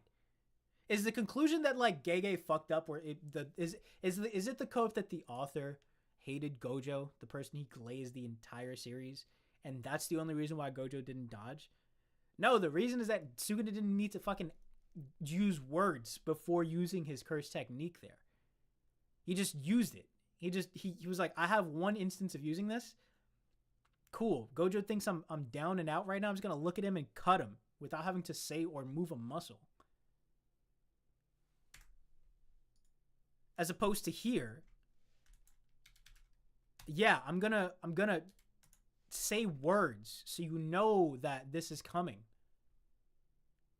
You even literally see Maki react to hearing the words. Like I don't care how fast, because World Cutting Slash is instantaneous, I assume. Well, it's not instantaneous, is these fucking words coming out of my mouth. So it doesn't matter how fast he chants, like that's still much slower than instant. If Maki can react to 3 words being said and going, okay, I should get the fuck up out of the way, then that's so stupid. Objectively, that is because Maki dodged World Cutting Slash from a stronger Heian era Sukuna. To put that A stronger Heian era Sukuna who had to chant to get it off now. Whatever. into perspective, 1 month ago of In Story Time, Maki was stated to be relative to Mach 3 in reaction speed. Black Flash Gojo scales above Maki in reaction speed due to outboxing and reacting to Sukuna, Maharaga, and a fused 10 Shadow Beast in a 3v1, at one point outboxing. I hope that he has enough honesty, intellectual honesty, to at least be like, well, let's go over what I just complained about. Using just one arm, having the same. Not because I'm important, but just like, isn't it easy? Isn't it obvious to like just present like a steel man version of the counter argument to whatever it is that you're arguing, and then defeat that too? Size and literally being able to teleport. Meanwhile, Maki has been getting repeatedly demolished by. Yes, Gojo just got his output back, and he can literally teleport, and he still didn't dodge. Which means, and Gojo's teleportation is not instant. I'm pretty sure I went over a rant about this. It's very, very fast and seems instant, but apparently it's not. Or at least, no, sorry, it's not independent, like, you know, if he's transporting himself to like miles away or some shit like that. It's not instant. It is seconds, but it's not instant. It's not light speed, which is less than a second to travel the entire Earth. Yeah, if Gojo has teleportation, and he has faster reaction speed than Maki, and that teleportation for the area that he needs to cover might as well be instant, then this has nothing to do with either of their reaction speed. It has everything to do with the fact that Sukuna doesn't need to he doesn't need to chant. There's no buildup. There's no tell to his curse technique for you to dodge. If I'm just looking at you right in your eyes and I don't move, and then you suddenly are cut in half, where was the tell? How could you possibly know that I was going to activate something? Because Gojo can see cursed energy or whatever, right? He didn't see that. Because it's instant, whatever. Heian era Sukuna missing 2 of his arms while she's jumping him in a 5v1. They're on 2 completely different tiers of reaction speed, meaning Gojo stood there with the 6 eyes that tell you an opponent's cursed technique just by looking at them, while in a state of double black flash, which lets you manipulate cursed energy as easily as breathing. While Gojo's such a genius that even without black flashes... Which tells you that Gojo stood there and was a dog. That was the end of that sentence, was it not? They're on 2... There was a comparison here. And then you get to the moment of like, so Gojo stood there. And then instead of it being like, and he stood there with his 6 eyes and couldn't do it because of this, it's like he stood there because he's a motherfucking boss. That's all I'm hearing. 2 completely different tiers of reaction speed, meaning Gojo stood there with the 6 eyes that tell you an opponent's cursed technique just by looking at them, while in a state of double black flash, which lets you manipulate cursed energy as easily as breathing. While Gojo's such a genius that even without black flashes, he does advanced techniques as easily as basic techniques. In this powered up state, Gojo scales above the world-cutting slash in reaction speed. It's within his ability to dodge this technique easily because Maki did. So that means it's in his ability to dodge the technique. No, it's not in his ability. It's in his ability to dodge the technique because of any other reason. Not because Maki did. Maki dodged a fucking form a significantly slower form of that attack. And again, that's against a Sukuna. Okay, he has 2 arms. He has 3 arms. He has 3 arms here. So he has the ability to fulfill. Sorry. I was going to say, like, if he had 2 arms, I'd have to grow this shit back, but it doesn't make any sense. Speed, it's within his ability to dodge this technique easily because Maki did. So that means it is in his ability to dodge that. So why didn't he dodge it? Died to an attack he could have easily avoided based on power scaling. As of So why didn't he? Chapter 262 of Jujutsu Kaisen, Gege has not yet released an official answer as to why Gojo did not dodge the world-cutting slash. I'm sorry, didn't you have it right here? Wasn't that here? Meant to see gross, but he no world with it. World-cutting slash is a powerful technique. World-cutting slash without hand sign. Before transforming, when he had half his arms, Sukuna imposed a binding vow on the activation of conditions so he can cut Gojo. Now he must satisfy both form, palm, okay.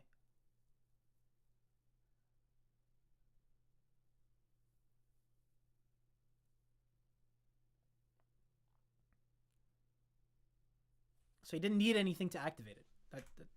What the fuck was this last 5 minutes? Explanations to this from the Jujutsu Kaisen community, such as maybe the world-cutting slash teleported onto Gojo, or maybe Gojo just got cocky and let the world-cutting slash hit him because he thought it would not bypass infinity. Despite having fan theories, however, the true... Why would he not think the world-cutting slash could bypass infinity if he just got hit with it twice? Or if he got hit with it before that, in the arm?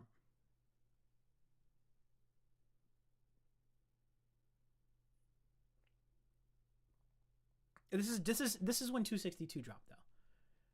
This is like Yuta just got there. Yuta just pulled up. This is 262, right? Not 262.2.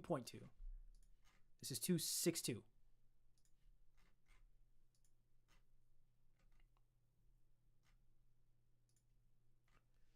Yeah, Yuta just pulled up as Gojo. And this is the chapter. There's another chapter I'd be talking about. There's another reason why none of those clashes end in ties. In 3 minutes or less, I need to inflict enough damage to Sukuna. Sorry. The small barrier that Satoru Gojo deployed, I keep calling him Goju. Satoru Gojo deployed as a countermeasure to Sukuna's domain, can withstand the technique effects of Malevolent Shrine from the outside domain towards the barrier's outer shell for approximately 3 minutes. My barrier techniques have improved thanks to replacement training with Gojo. Since Sukuna's exhausted, I should be able to hold this open for 3 minutes just like Gojo. Meaning an exhausted Sukuna in Heian form can hold Shrine, an incomplete busted ass version of Shrine. Like busted, not meaning like overpowered, but like this is a fucked up version of Shrine. He can hold that for 3 minutes versus a now barriered up, upgraded barrier training Yuta. So not on Gojo's level, but like, brother, man, this is telling me that a fresh hand form Sukuna holds up his domain for much longer than 3 minutes. Regularly. That's all that says. Go ahead. World cutting not bypass infinite to Gojo, or maybe questions to this from the Jujutsu Kaisen community, such as maybe the world cutting slash teleported onto Gojo, or yeah, I think that's it.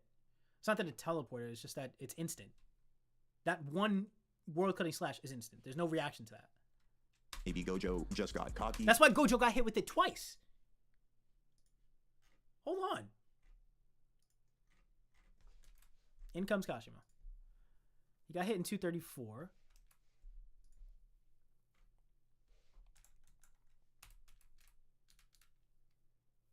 He still has his arm here. And then Gojo has his eyes. He's behind Makura.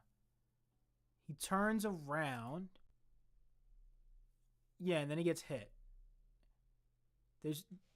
He got hit with it here.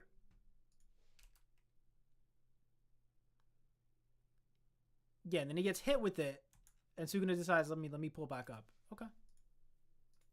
Okay. And let the world cutting slash hit him because he thought it would not bypass infinity. Despite having fan theories, however, the true reason for Gojo not dodging world cutting slash is objectively unknown until Gege himself answers that question directly. But I mean, Gege does say without if Gojo didn't let his guard down, he might have been able to dodge the world cutting slash. So this video, the fact this video is made before the interview is pretty cool.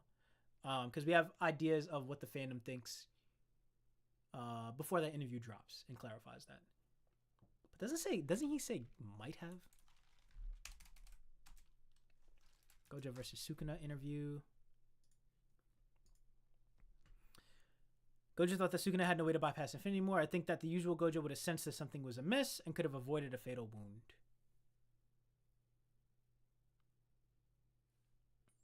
No, yeah, there was no dodging for this for him. I mean, yeah, clearly his reaction speed alone should have been able to let him dodge it. But not based off of the scaling that this guy just gave.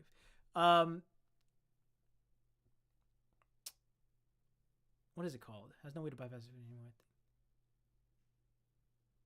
Yeah, I think, like, what the fuck do you mean? After he thought he won. So a Gojo on guard would not think that he won. He wouldn't come in close enough to get hit by that. And then what happens? Sukuna just what? Fucking... I just don't understand, right? Like, if Gojo pulls up and he's like, I'm going to go in for the final blow. I'm not going to let my guard down.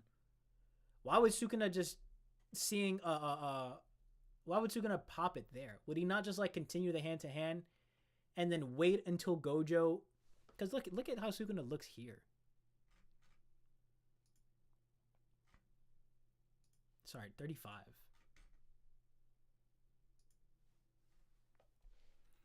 Like, he's fucked up. If Sukuna's like, oh, I'm on my last... Like, if Gojo does not get confident here and then just goes in for the kill and Sukuna's like, no, wait. I'm dead. I'm gonna die. Don't do this to me. I'm still Megumi. Like, there's a moment while he's getting his ass beat by Gojo, almost dying from just straight hand-to-hand.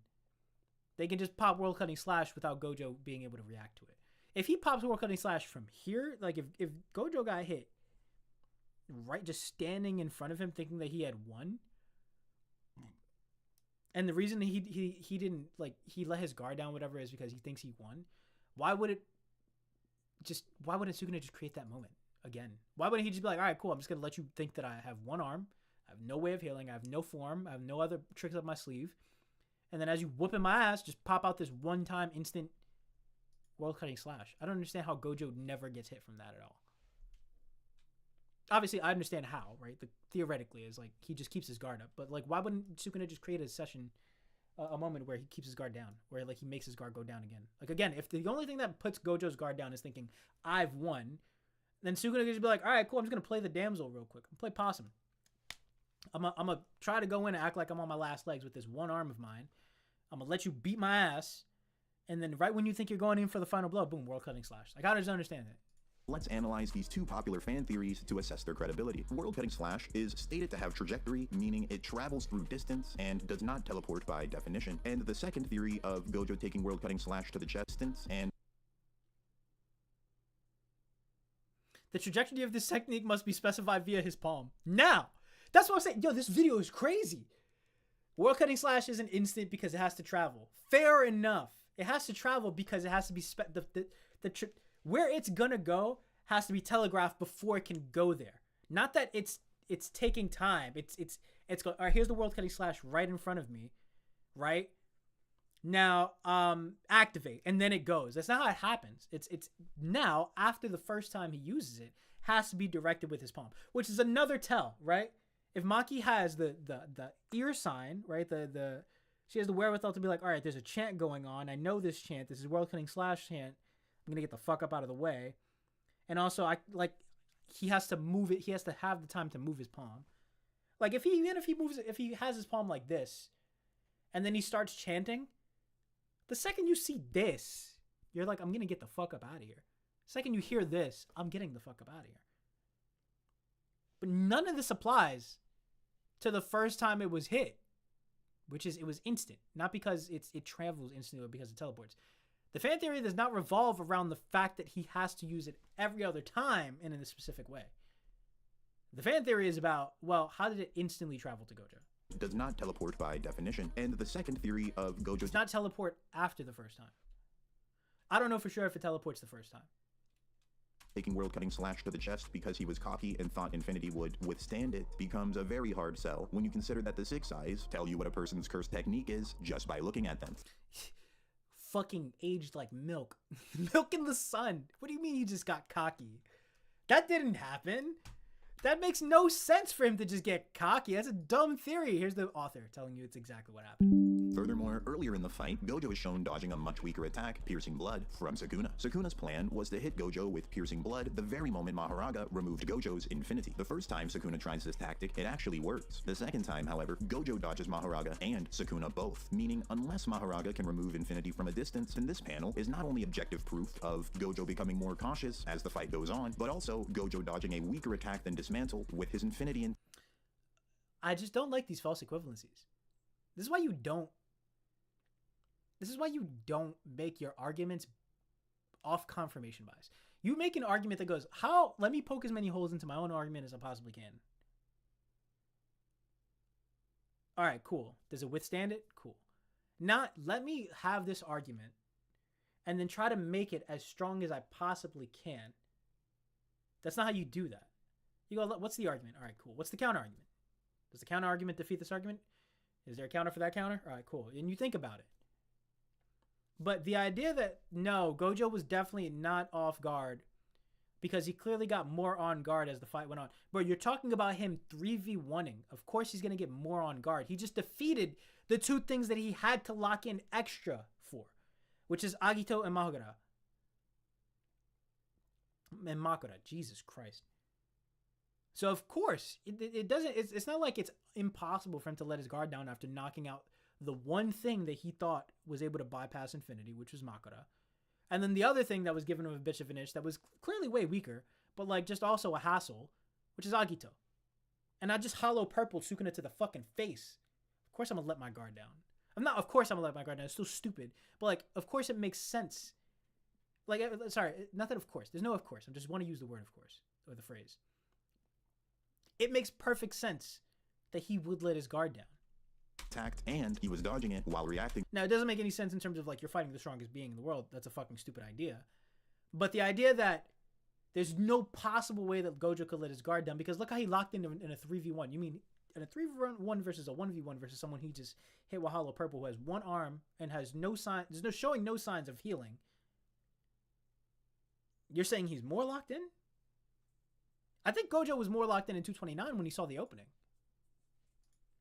He was like, oh shit, this is my chance. I hit him with Void. Let me lock in. Let me get this final kill. Or this final hit. I heard one of the boys. To two other opponents at the same time. The reality is, the idea that Gojo was too cocky to dodge world-cutting slash, but was not too cocky to dodge a weaker attack, Piercing Blood, that is a logical fallacy. So that's not a logical fallacy. What logical fallacy is that? unless or until Gege writes a specific explanation. There's no logical fallacy. What? A flaw in reasoning that invalidates an argument, often appearing persuasive but relying on faulty deception. Which logical fallacy is that? Assuming that because two events happen together, one caused the other. I mean, I feel like he did that with the Maki thing. Which logical fallacy is that? False dilemma?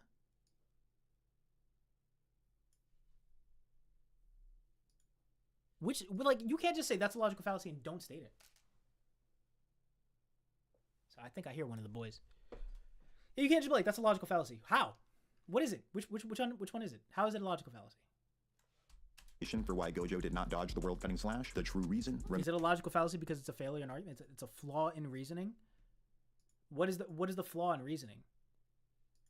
That because he went from a 3v1 to a 1v1, he's going to be more on guard? Or because no. The reason is that he blocked a shittier attack. So why wouldn't he block another attack? That's like saying, like, brother, the fact that he got blocked, that he got hit with a weaker attack after getting hit with an even stronger attack. Wait, hold on. Let me go play it back one more time. Opponents at the weaker attack then dismantle with his, meaning unless Maharaga, Gojo is shown dodging a much weaker attack, Piercing Blood, from Sukuna. Sukuna's plan was to hit Gojo with Piercing Blood the very moment Maharaga removed Gojo's Infinity. The first time. So Maharaga removes Gojo's Infinity. Or he bypasses Infinity. And then he gets hit with that strong attack. And then he gets hit with a weaker attack. Time Sukuna tries this tactic, it actually works. The second time, however, Gojo dodges Maharaga and Sukuna both, meaning unless Maharaga can remove Infinity from a distance, then this panel is not only objective proof of Gojo becoming... Unless Maharaga can remove Infinity from a distance.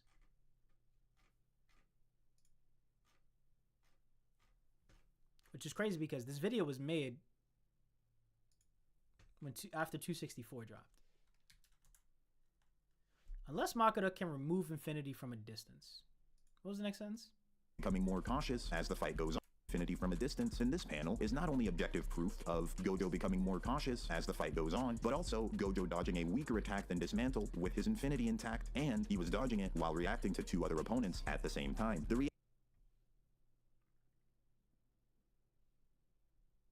reality is, the idea that Gojo was too cocky to dodge world-cutting slash, but was not too cocky to dodge a weaker attack, Piercing Blood, that is a logical fallacy. So unless or until but was not too cocky to dodge a weaker attack?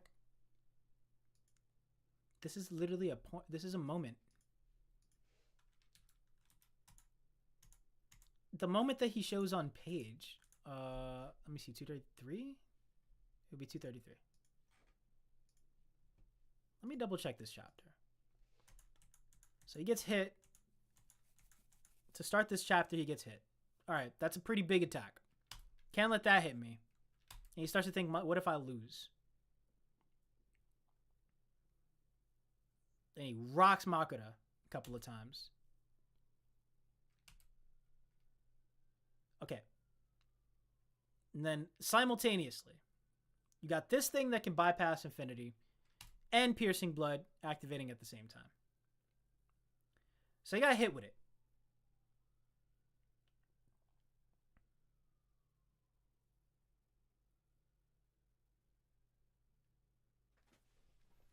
This is 2 against 1. And with casually deploying Shikigami's power without manifesting the Shikigami itself. Moves like Piercing Blood. Okay.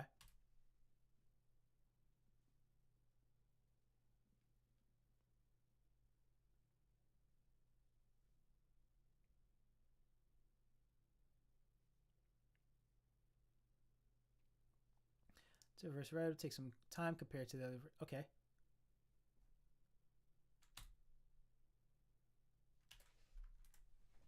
So it's like, all right, cool. He got hit with a weaker attack.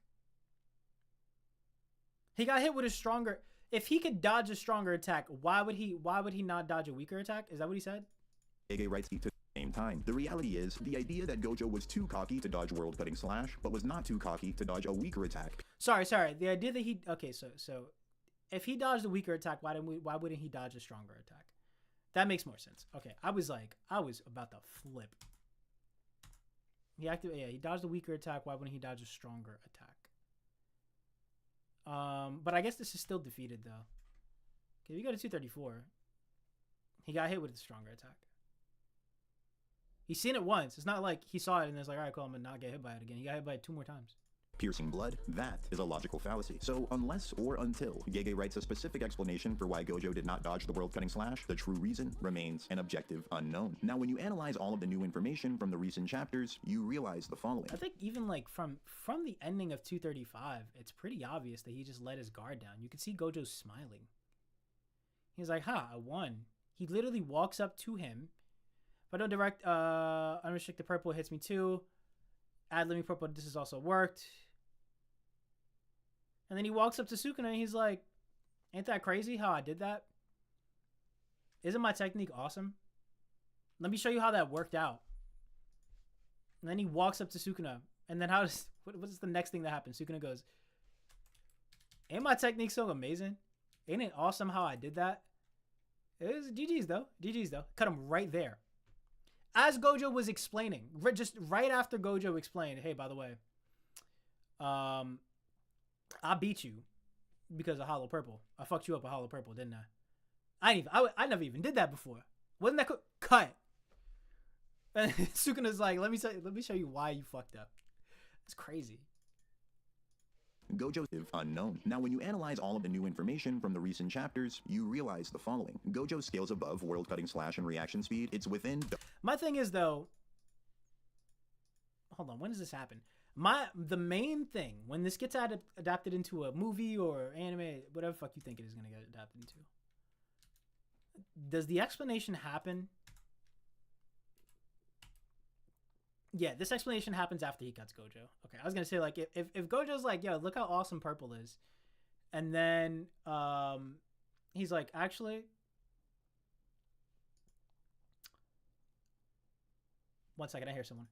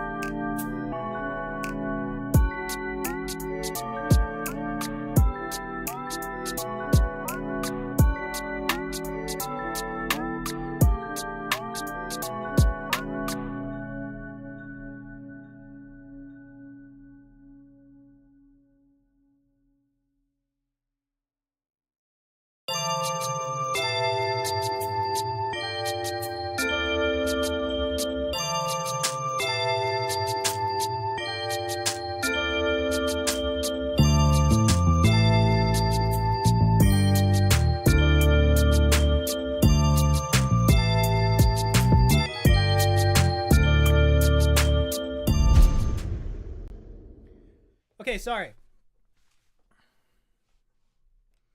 What was I saying?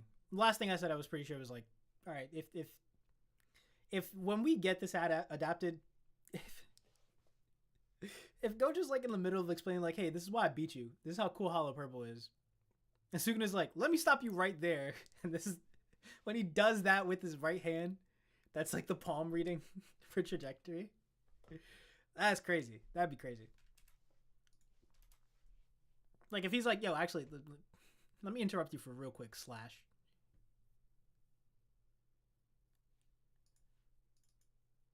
Double Black Flash Gojo's ability to dodge this attack easily because Maki did. Furthermore, Sukuna's ultimate attack that he was holding back this entire time was revealed that it would not even work on Gojo. When you put 2 and 2 together and look at it from a power scaling perspective, you come to the following conclusion. Gojo and Sukuna are 2 rivals relative to each other in all stats, with Gojo having stronger hacks and Sukuna's 2 strongest abilities, his domain expansion plus Fuga and his world cutting slash, either would not work on Gojo or scale below Gojo's reaction speed.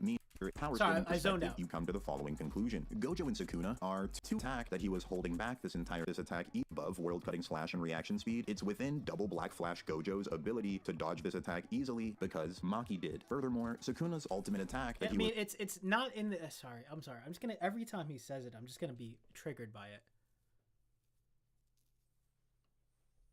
The world cutting slash that hit Gojo is not the same one that hit Maki.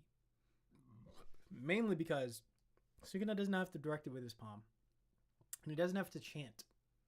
So yeah, the one that Maki dodged was technically done by a stronger Sukuna because he's in Heian form. But it doesn't move any faster. It moves significantly slower because of those 2 things that he has to do. 3 things, technically. You have to have 4 hands to do it. You have to direct one with one, and then you have to fucking do the hand signs with the other 3 or whatever. And you have to chant. Like, if I gotta say 3 words before I can shoot you, then you know to get the fuck out of the way when I'm saying those 3 words. Holding back this entire time was revealed that it would not even work on Gojo. When you put 2 and 2 together, holding back this attack easily because Maki did. Furthermore, Sukuna's ultimate attack that he was holding back this entire time was revealed that it would not even work on Gojo. When you put 2 and 2 together and... Also, we're halfway through this video and we've only discussed world cutting slash. This is the only... What forms? Look at it from a power scaling perspective, you come to the following conclusion. Gojo and Sukuna are 2 rivals relative to each other in all time was revealed that it would not even work on Gojo. When you put 2 and 2 together... Yeah, I don't know what you mean by that wouldn't work on Gojo. Like, it worked on Gojo. And look at it from a power scaling perspective, you come to the following conclusion. Gojo and Sukuna are 2 rivals relative to each other in all stats, with Gojo having stronger hacks and Sukuna's 2 strongest abilities, his domain expansion plus Fuga and his world cutting slash, either would not work on Gojo or scale below Gojo's reaction speed. You're saying he would dodge? Okay. Meaning objectively, from a power scaling perspective, Gojo is objectively a stronger character than Meguna. Than Meguna. But he couldn't use that in Meguna. Okay. A character and his world cutting slash either would not work on Gojo or scale below Gojo's reaction speed, meaning objectively, from a power scaling perspective, Gojo is objectively a stronger character than Meguna. He's stronger than Meguna because he has faster reaction speed, so he wouldn't be able to get hit by the other 2 techniques that were discussed in this video so far. But he won. Gojo is stronger than the dude he lost against because he technically should be able to dodge the attacks that he should be able to dodge 1, the attack that killed him, and 2, an attack that came way after that wasn't able to be used because he was fighting Gojo. Okay. Defeating a character with an elaborate plan does not automatically mean you're stronger than said character from a power scaling perspective. This is shown earlier in the series when the Disaster Curses seal Gojo. Despite all of them being weaker than Gojo, they still seal Gojo using an elaborate strategy. From a power scaling perspective, the only way Meguna can kill Gojo is if Gojo lets himself be killed by attacks so slow that Maki can dodge them. The reality that... No! Wait, what? What is this? What is this fucking... Oh my god, Gojo stands are seriously mentally ill. That Gojo is just an objective... Either that or this dude is just like, I'm just putting together a video. I have no dog in the race, actually. I just, I just got to get something out there. I got to make it spicy, stronger character on paper than Sukuna becomes more obvious when you start using Sukuna and Gojo in versus battles against other anime series. For example, characters that would give Sukuna an extremely difficult fight and even possibly defeat Sukuna, characters like Meruem, Zoro, or Mihawk. I mean, I'm not gonna really speak to any of the characters, but like, Rock beats Scissors, but Scissors beats Paper, and Paper beats Rock, right? Do you go, hey, because Scissors beats Paper, that means Scissors also beats Rock? No. Powerful monsters. You don't judge someone's strength by how well they handle other characters' abilities. Difficult fight and even possibly defeat Sukuna, characters like Meruem, Zoro, or Mihawk. Powerful monsters like this would be weak compared to Gojo. Gojo low diffs them all without taking any damage and instantly kills them with unlimited void. Meanwhile, Sure, but like, they don't have fucking domains to offset void. Any character with a domain expansion that is relative to their strength can activate their domain and cancel out Void's sure hit. Zoro can't do that with his strongest technique. So because... What? Wait, why wouldn't Sukuna's domain kill people? What are we talking about? Why wouldn't he be able to hit Shrine and Cleave on Zoro and instantly kill him? What?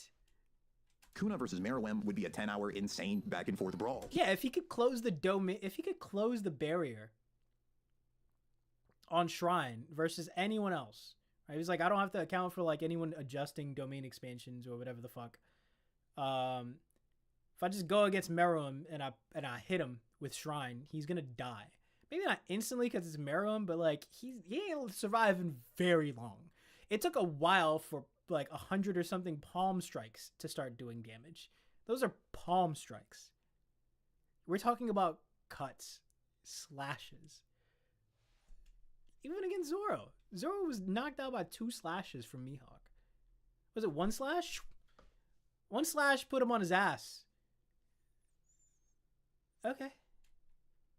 Here's an example that further supports the idea that, on paper, Gojo's objectively a stronger character than Sukuna. In a what-if scenario where you either become Gojo or Sukuna, you gain all their abilities, skill, and genius, and you use their powers just as well as they do. But you immediately after getting this power have to fight bloodlusted Meruem, Zoro, and Mihawk. So who would you choose to become? Would you become Gojo and fight these 3 terrifying monsters? Or would you become Sukuna and fight these 3 terrifying... I'm sorry, is the second half of this video like Gojo's stronger because he would have an easier time with other characters? He lost to the character you're comparing him to. Monsters. If you are similar to the people who voted on this poll, you had more than an 80% chance of picking Gojo. So the second half of this argument is based off whose powers would you rather have? Heavily implies most people intuitively understand that despite Gojo and Sukuna having relative stats, Gojo's hacks and abilities are far more powerful on paper. Yeah, that's why it was really impressive that their domain clash was a tie, or that Sukuna before the adjustments was able to instantly wipe out Void. Huh? Story short, narratively, Meguna like and Void is an insta kill. Void, second someone gets hit by Void, instantly kills them. Someone could technically try to heal through Shrine, which is why you would choose Void. Uncontested, one immediately just disables a person. Yeah, of course, but is that...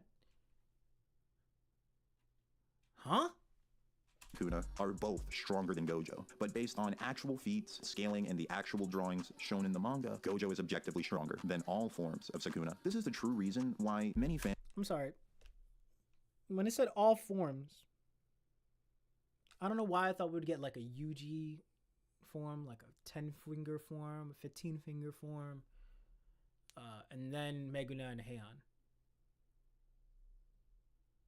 Versus like Inventory Gojo, Episode 1 Gojo, and then the fight. The entirety of this video is Gojo is stronger than Sukuna because 1, Maki dodged World Cutting Slash, and 2, people would rather have his abilities. Those are 2. In the 11 minutes that have played throughout this video, and the hour and some change that I've spent watching this, those are the 2 things that have been said. that have been made for this argument. Are upset with the ending of this fight. It's because we're told that Sukuna is stronger, but we are shown that Gojo is stronger. It should be stated that Heian era Sukuna still has one genuine win condition over Gojo in a power scaling perspective. If Sukuna can break Gojo's domain, then beat the brakes off of Gojo using Sukuna's 4 arms, cursed tool, and domain expansion all together, and he beats Gojo so badly that Gojo dies before the domain expansion ends, then in that scenario, Heian era Sukuna can win, even in a power scaling perspective. No, it's not even that he needs what? Gojo dies before the domain. On a power scaling perspective, if Sukuna can break Gojo's domain, then beat the brakes off of Gojo using Sukuna's 4 arms, cursed tool, and domain expansion all together, and he beats Gojo so badly that Gojo dies before the domain expansion ends, then in that scenario, Heian era Sukuna can win, even in a power scaling perspective. Is he gonna say, but Gojo can just run away? But there are massive flaws in this strategy. First off, this strategy is more risky for Sukuna than it is for Gojo. That's because Gojo is superior to Meguna in hand-to-hand combat significantly. When battling in their domains using just... What? He just did the thing. He just did the thing, did he not? Hold on, he just did the thing. In expansion power scaling perspective, it should be stated that Heian era Sukuna still has one genuine win condition over Gojo in a power scaling perspective. If Sukuna can break Gojo's domain, then beat the brakes off of Gojo using Sukuna's 4 arms, cursed tool, and domain expansion all together, and he beats Gojo so badly that Gojo dies before the domain expansion ends, then in that scenario, Heian era Sukuna can win, even in a power scaling perspective. But there are... Yeah, what do you mean by the time the domain expansion ends? Like, if he's beating the bricks off of Gojo, he's not getting hit nearly enough. He's not getting hit enough for the domain expansion to end. It just stays there. Especially if he's broken Void already. Because Gojo would be on the defensive. I mean, he could use red into just, whatever, but... Like, he did. But he's assuming that, like, Sukuna's beating the brakes off of him. So I thought that would be something else. Are massive flaws in this strategy. First off, this strategy is more risky for Sukuna than it is for Gojo. That's because Gojo is superior to Meguna in hand-to-hand combat significantly. When battling in their domains using just hand-to-hand while their can't-miss attacks cancel each other out, Gojo himself states that he has a big advantage. During this fight, this is proven to be objectively true. There's a moment in the fight where Gojo's domain breaks, and Gojo is stuck inside of Sukuna's fully active domain, but Gojo can't use any of his cursed techniques at all. And with just pure boxing alone, while massively nerfed from just having his domain expansion break, Gojo holds his own against a massively powered up Sukuna going all out with What do you mean massively powered up Sukuna? This is Meguna. You're comparing the feat to Meguna. You just said Meguna could do this, but he can't because, you saying Heian era Sukuna could do this. He did the thing. He did the thing that all the Gojo stands do, which is, yeah, let's compare Heian era Sukuna to Gojo real quick. Hold on, let me go use Meguna feats to do that. If you're saying that, like, the increased arms and the cursed tools would give him a bigger advantage, and then go, well, actually no, because without those arms and without that tool, look at what happened. Like, yeah, of course, that you just said that you were going to compare it to the other, whatever. Main expansion amping his stats like a video game, hitting him with boxing, cleave, and dismantle all at the same time, and in this scenario, Gojo's hand-to-hand is so powerful, he's still able to hold his own against this massively powered up version of Sukuna. Yeah, is it that his hand-to-hand was so powerful, or that Sukuna was like, this is tedious? Huh? This is so confusing.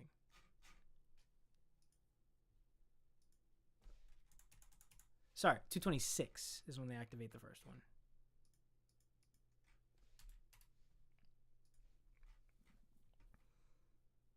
Yeah, he does get the 1-up on him.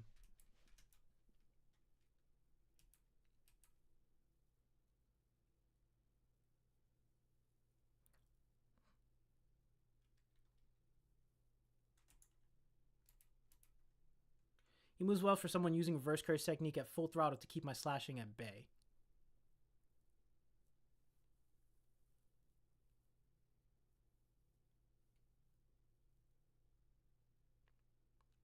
So this is Gojo using RCT at max. And they have a quick little scuffle. And they're evenly matched here. Like, what happens? Chases him, goes for the kick, misses, gets kneed, counters the knee with a leg lock.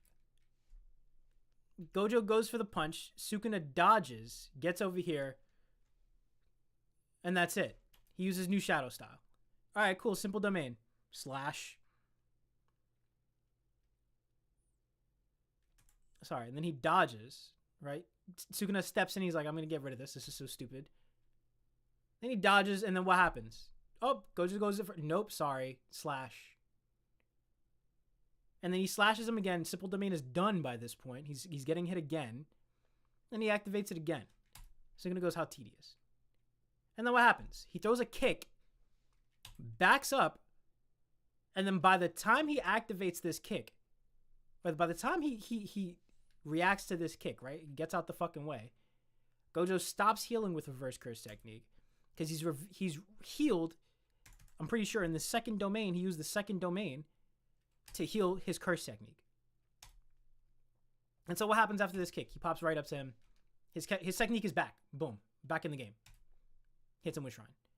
At what point was there superior hand-to-hand combat here? If they traded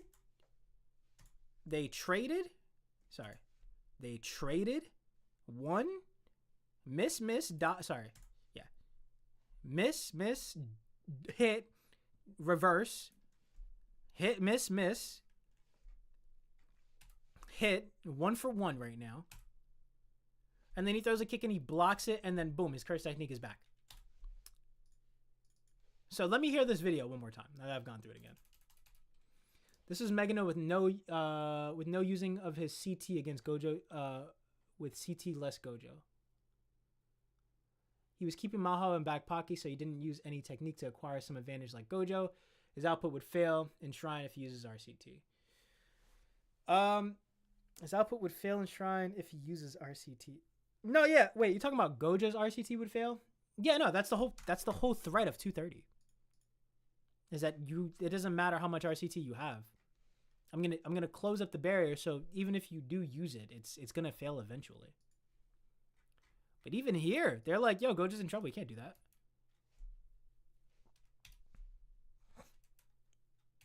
Where is it? Wait. Gojo stopped healing with first curse technique. Does that mean he wouldn't run out of curse energy? Or wouldn't? So Ino's dumbass think that Gojo ran out of RCT here. He didn't. The problem is they're all scared because they're like, well, he can't just stay in the effective range and completely heal through RCT, right? He can't do that. That's not a viable option.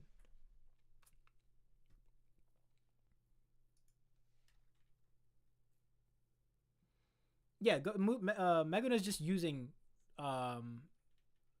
whatever Shrine gives him here. Not Fuga, though. Because his domain is open. Point where Sukuna is about to die. In all three of these scenarios, Sukuna had nothing in his original. Fuck, on I this backed up. You have beats, and while there can't miss attack, this strategy is more. And he beats Gojo. Now that we've revisited this clash, and seen that it was pretty even here, right? I still give Gojo hand to hand overall, but in this first encounter, of like, look, we saw Sukuna versus Gojo without his domain. What happens? In the 1 and 2 domains, Sukuna was not trying in domain clashes. He was trying to just keep Gojo alive somehow. Yeah, I know. Well, he can still adapt to infinity, I'm pretty sure, without Gojo being alive. But yeah, it was him stalling for the adaptation. Because Sukuna had to, 1, witness the adaptation, and then 2, make sure he could do it. That's why the first adaptation is he doesn't just try to end the fight in 232 when the first adaptation happens. He goes, I have to stall because I need another adaptation that I can actually replicate. And then he summons Agito. So we've seen the trade.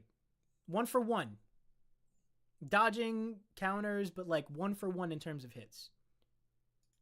So badly that Gojo dies before the domain flaws is superior to Meguna in hand-to-hand combat significantly. When battling in their domains using just hand-to-hand while there can't miss attacks. This is from a different... Okay. Attacks cancel each other out. Gojo himself states that he has a big advantage. During this...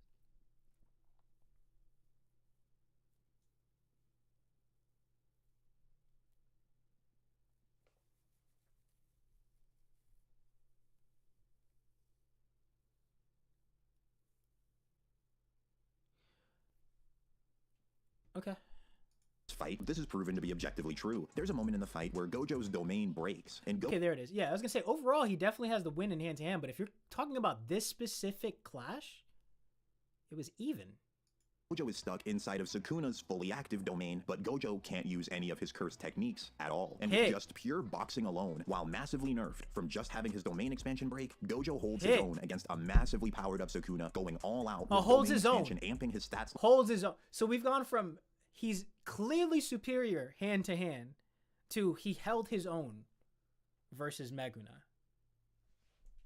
Like a video game, hitting him with boxing, cleave, and dismantle all at the same time. And in this scenario, Gojo's hand-to-hand is so powerful, he's still able to hold his own against this massively powered up version of Sukuna, while Gojo's massively powered down and just using hand-to-hand. Gojo then analyzes Sukuna's domain perfectly, survives Sukuna's domain for several to dozens of seconds, performs a technique Sukuna had never seen in 1,000 years of sorcery by healing his curse technique with reverse curse technique, and manages to break out of Sukuna's domain. Meanwhile, in the same fight, Sukuna gets touched by Unlimited Void for 0.01 seconds and is frozen and is about to die without Maharaga's help. So Gojo, if he gets stuck in... But you just compared this to Heian era. Why the fuck did you... Why do y'all do this? Why do y'all go... Okay, well, let's revisit the fight with Heian era. Let's resimulate the fight with Heian era. Look, he would have died here without Makura. Yeah. He was depending on Makura the entire fight. He just took 10 seconds of Void in Clash 2.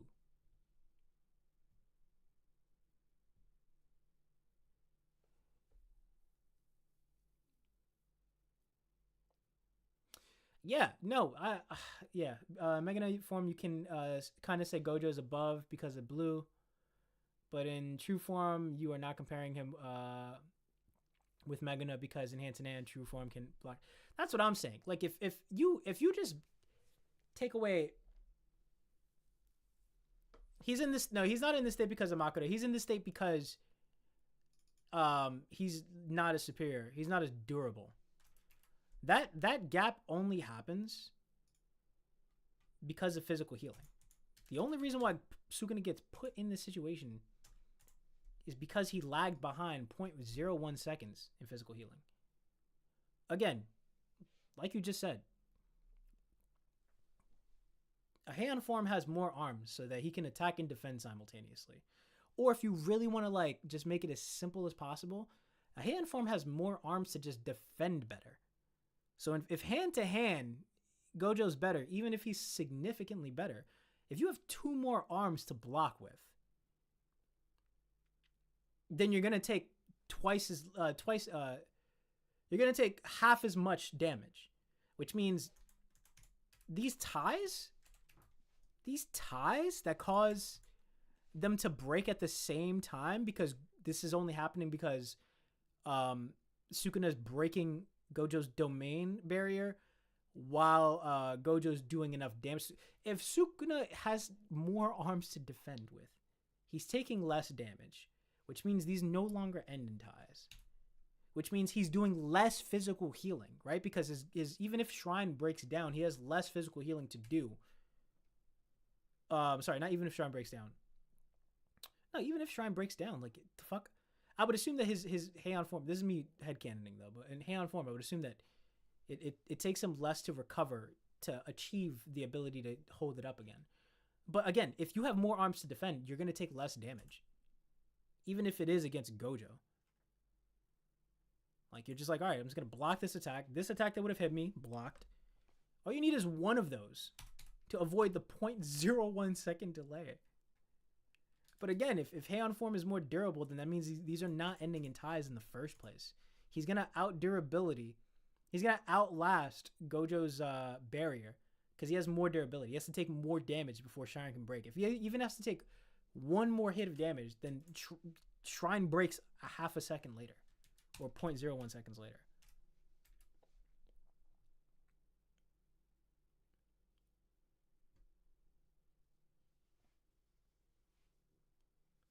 Oh, so he was more damaged from blue. Wait. Gojo popped out blue here? Hold on.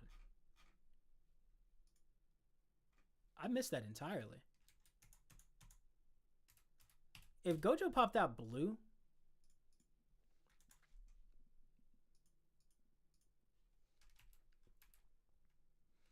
they cracked.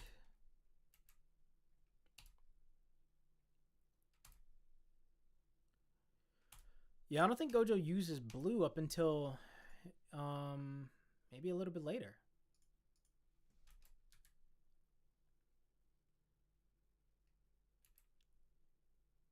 Sorry, is this blue? Is he popping blue here? I mean, Ishanti, you're saying what? Ishant? Oh, acceleration because of blue.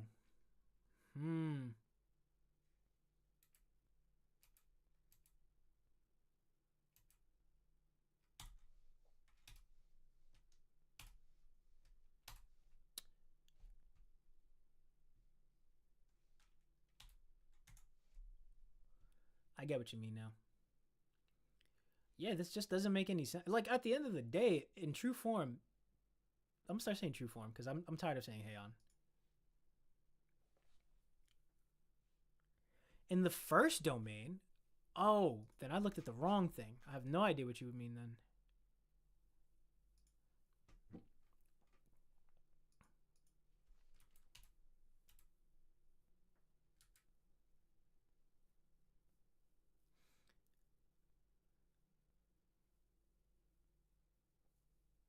In the first domain, the leg lock was plus blue.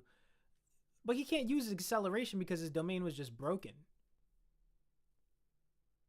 Wait, well, let me... Gojo, blue, JJK. Strength in form of limitless. Powerful extension technique passed down from Gojo clan. US adaptation, limitless curse energy around definitely converge space into a single point. Void like effect, resulting powerful attractive force. Yeah, where did he use blue here? You're saying the leg lock was because of blue.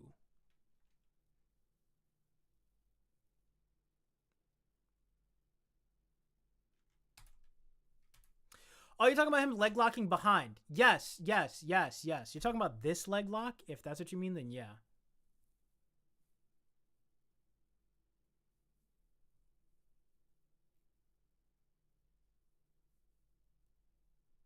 Yeah, then this is what you're talking about. This leg lock.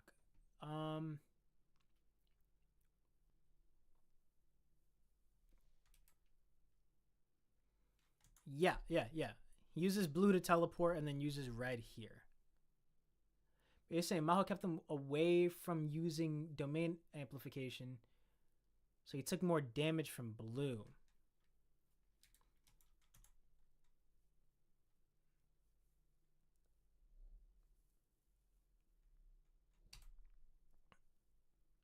I don't know if Sukuna specifically couldn't dodge blue because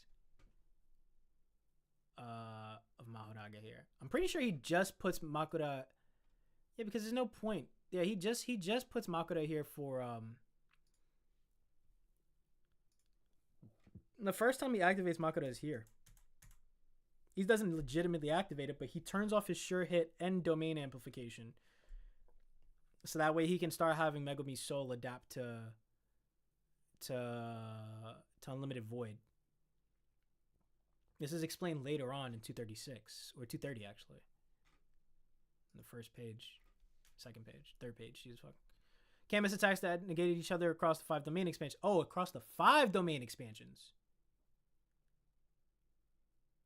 Shit, you're right.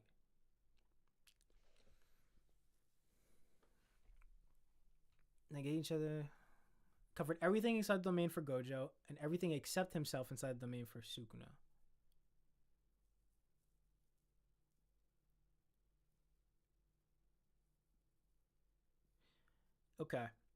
Okay, I understand now.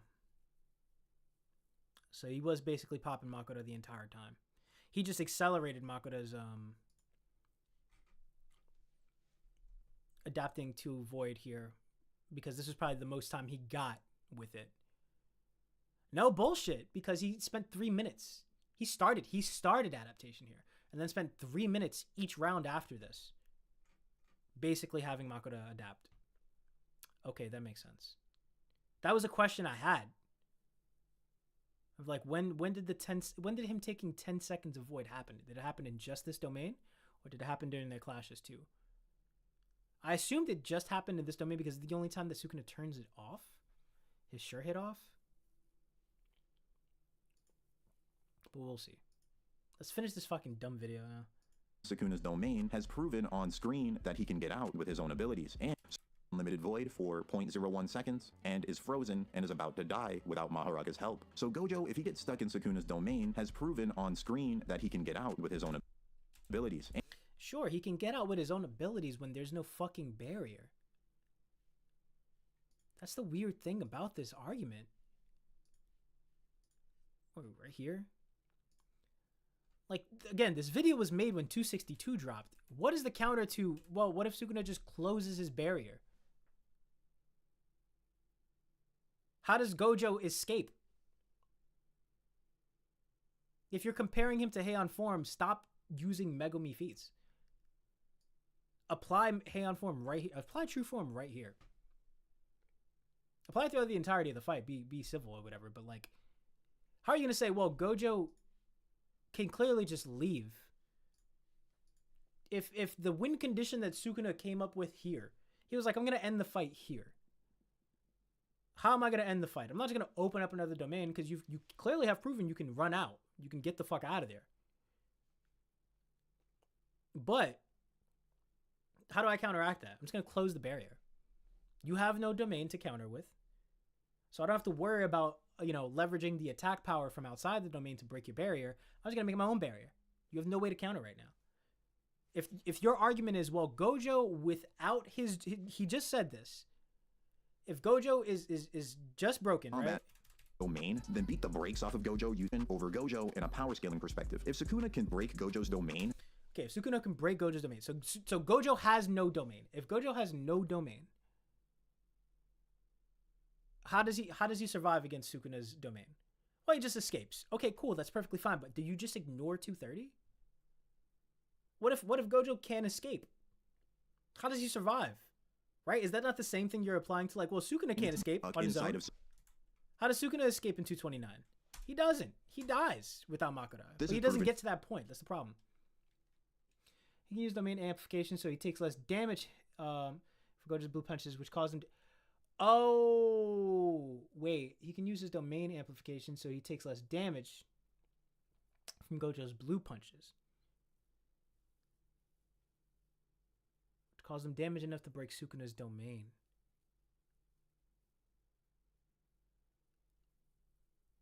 Oh. I hadn't thought about that. Without using amplification,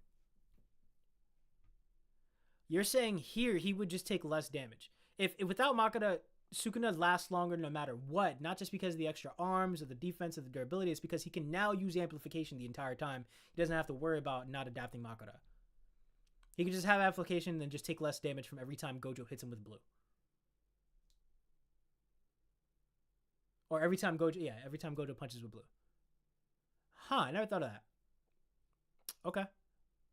To be objectively true, there's a moment in the fight where Gojo's domain breaks, and Gojo is stuck inside of Sukuna hand to hand. Gojo then analyzes Sukuna's domain perfectly, survives Sukuna's domain for several to dozens of seconds, performs a technique Sukuna had never seen in 1,000 years of sorcery by healing his curse technique with reverse curse technique, and manages to break out of Sukuna's domain. Meanwhile, in the same fight, Sukuna gets touched by unlimited void for 0.01 seconds, and is frozen and is about to die without Maharaga's help. So Gojo, if he gets stuck in Sukuna's domain, has proven on screen that he can get out with his own abilities, and he can survive in the domain for several seconds, but if Sukuna gets stuck in yeah, it's just a weird way of phrasing that. Like, yeah, Gojo can escape Sukuna's domain by himself, but Sukuna can't escape Gojo's domain. Sure, that's... Gojo escaped Sukuna's domain while it was open. I'm pretty sure Gojo's domain was... yeah, versus what the fuck? That he to die without... Yes, because Shrine collapsed before the... yeah, Shrine collapses before... Sukuna can't escape. I mean, he can't escape at all, even if it's an open barrier void, right? If he gets touched by it, he's fucked. But you're comparing apples to oranges. Maharaga's help. So Gojo, if he gets stuck in Sukuna's domain, has proven on screen that he can get out with his own abilities, and he can survive in the domain for several seconds, but if Sukuna gets stuck in... For several seconds. He can survive in the domain for several seconds, versus Sukuna who can't. Sukuna's got his brain fried, which is true. But it's just such a weird way of putting that, because you're not being truthful there. Gojo's domain for 0.01 seconds, then Sukuna is dead. And Sukuna, even now, as of chapter 262, Sukuna has still displayed nothing in his original Heian era form that would be able to save him after getting hit by After getting hit. Yeah, no shit. The win condition for either of these two people was an uncontested domain. An uncontested closed barrier domain. That's why Sukuna's trying to end the fight here with it. And that's why Gojo almost ended the fight in the previous chapter with that. Uncontested, closed barrier. That's why Makoto has to break the barrier here. Uncontested is a win condition for either of them. You're saying if Sukuna gets caught in it, he's fucked. Yeah, if either of them got caught in it, they were fucked. That's why Gojo had to leave. Unlimited Void, and Sukuna's Curse tool is far weaker than Sukuna's Domain expansion. Gojo survived Sukuna's Domain, so he would very likely survive the Curse tool as well, based off of power scaling. We've never seen that tool used on someone as strong as Gojo. All in all, narratively, Sukuna is stronger than Gojo in his Maguna form and his Heian era form, but based on actual power scaling and feats from the story, Gojo is stronger than all forms of Sukuna. That's the true underlying reason why fans are still a bit upset about this fight. It's because we were told one thing and shown something completely different. Gojo losing to Sukuna is just an extension of the same problem that's happened since the very beginning of this series. Gojo is simply too strong for this manga. To put it into perspective, and then it comes back to the glaze. The only reason Gojo died is because it was too strong, bro. The story wouldn't be able, the plot wouldn't be able to move forward.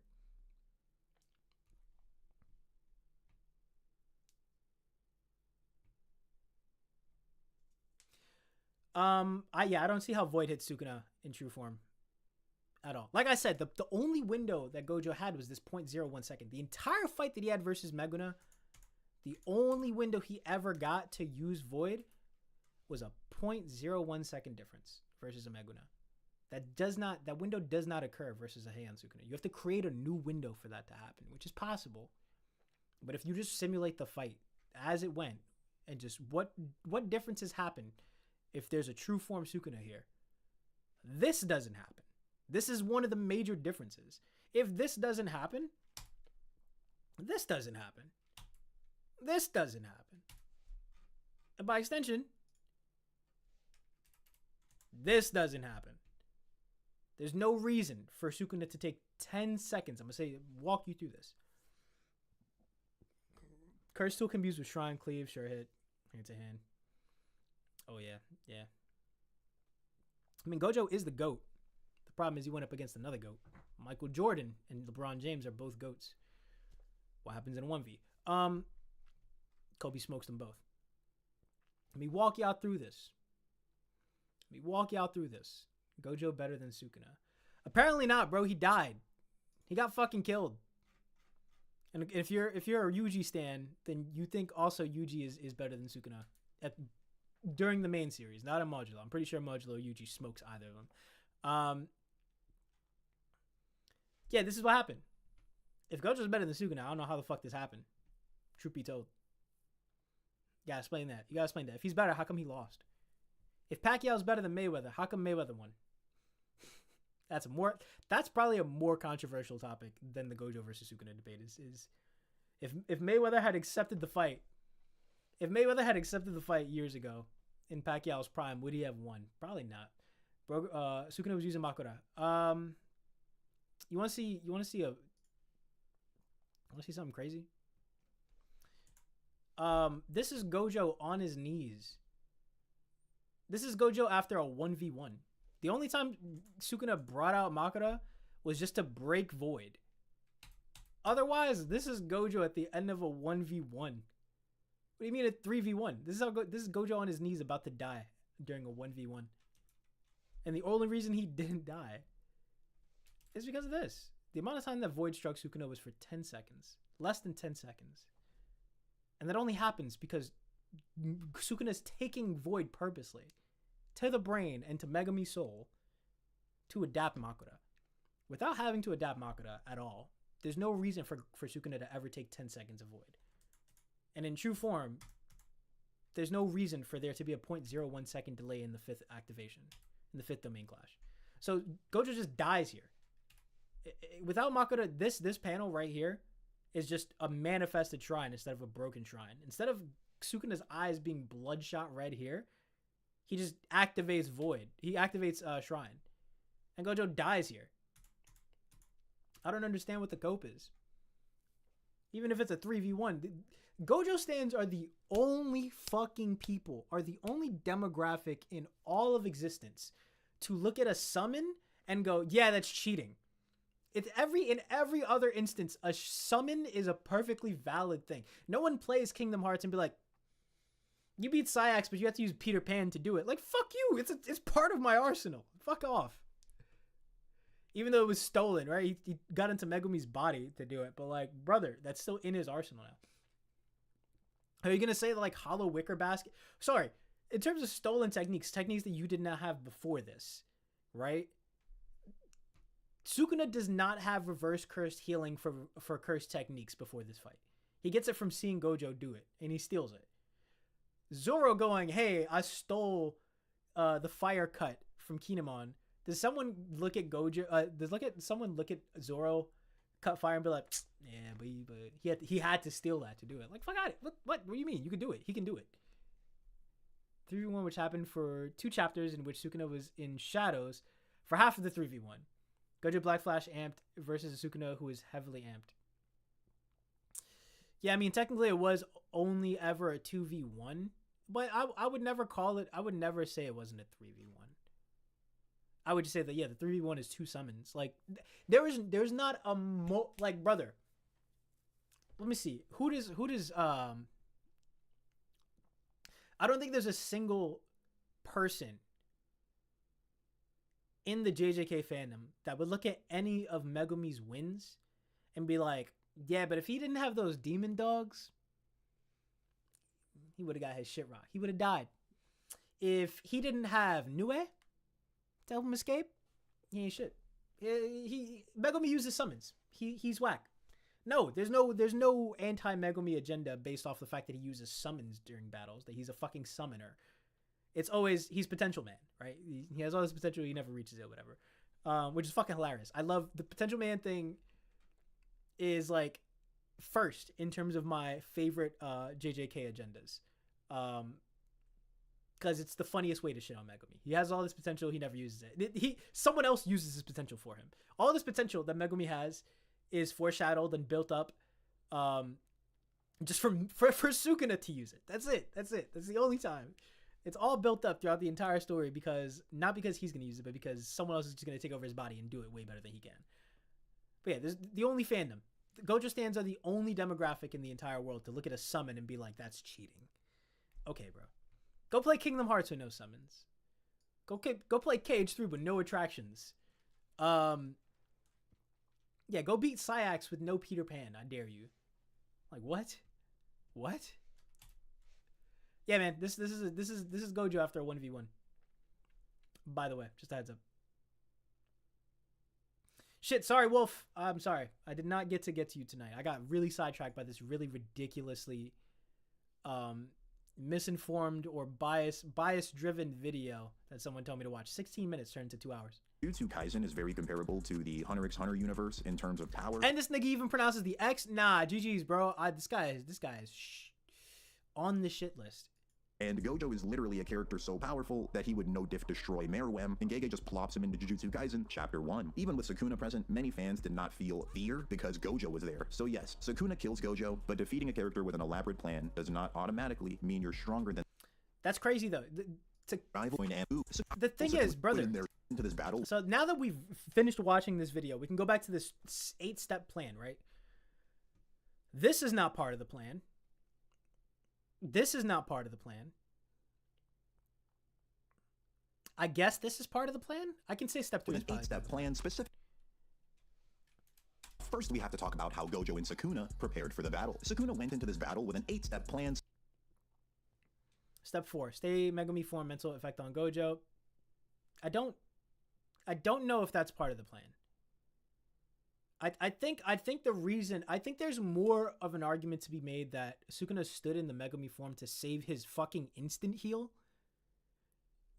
than I'm going to use it as a mental advantage on Gojo. Again, at the very start of this fight, was it 222? It might be 223. I'm going to go to 222. Yeah, sorry. It's probably 224.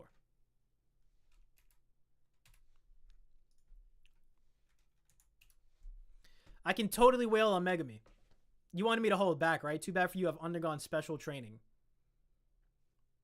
Since they look alike, I have no mental barrier here. So this isn't part of the plan. Munch remaining cursed fingers like Tic Tacs. He doesn't really go through the steps of this plan, which is annoying for me as someone who makes videos occasionally. Yeah, again, like Sukuna has responses to all of the hacks. You're right. Yeah, like if the hacks were enough, Gojo would have lost. Like Gojo's the more superior hand-to-hand fighter and has the better curse technique for sure. But like, what do you call it?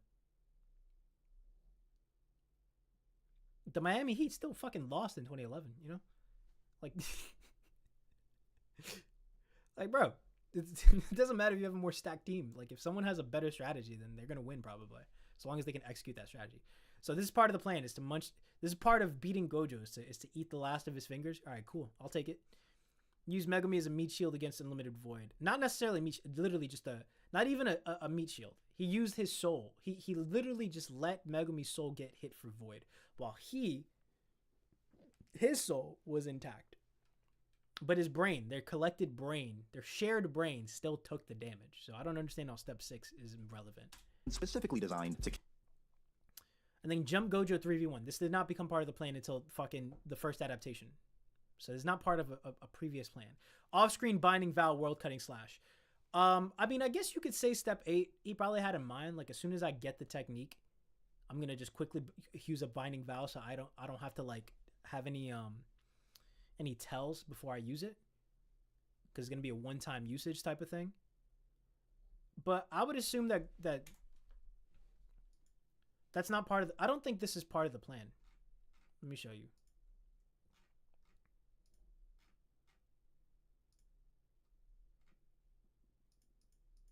Whoops, it's 235. If you say use a binding vow, what is it? Use a binding vow, then world cutting slash. I don't think this is part of Sukuna's plan. I don't think Sukuna ever planned to get so backed up against the wall that he would have to use a binding vow to use world cutting slash. I'm pretty sure he just wanted to be able to use it. I'm pretty sure he didn't want Makura and Agito to both be dead before he used it, right?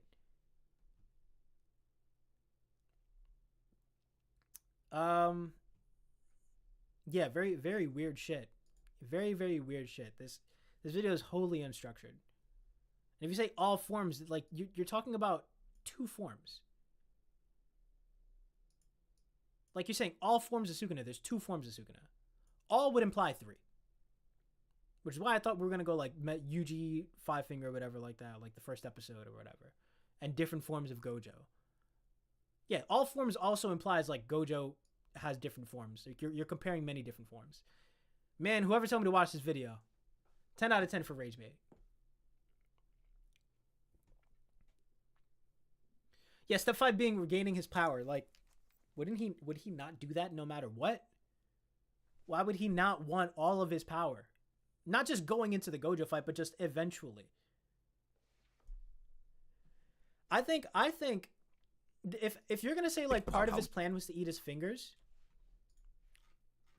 you can't say, like, I'm gonna regain all of my power before fighting this guy because I want, like, as part of the plan for fighting this guy. You would say something like, I need to make sure I make up for this last finger before I fight this guy.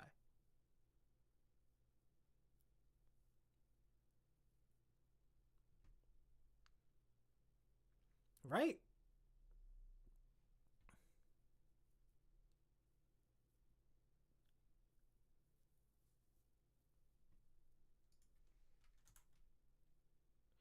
Deepest apology, I said whatever punishment you deem necessary is fine. So to Gojo as the last one. Oh, he does?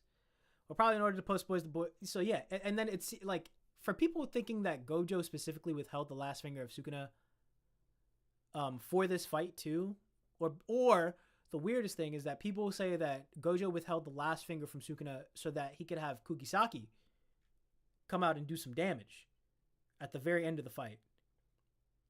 As if that was ever foreshadowed. Is wild to me. Because, again, 222 here. He's holding it off to postpone the boy's execution. That was the first thing that happened in that chain of events.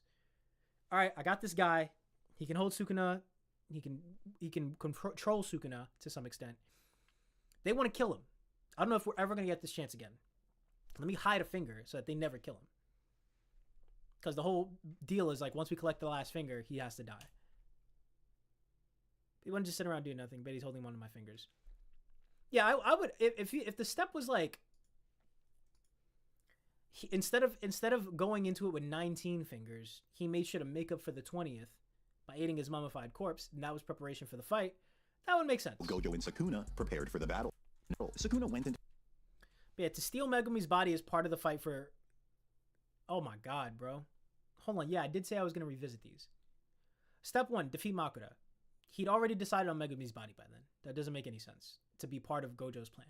Now, if it's like, oh, I'm going to inherit Makoto so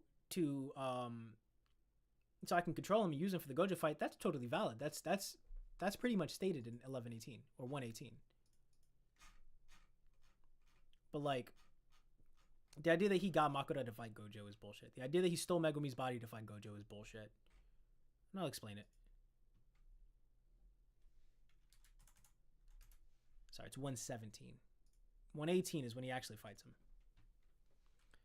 At the end of 117... Oh, no, it is. It is. Sorry, it is 118.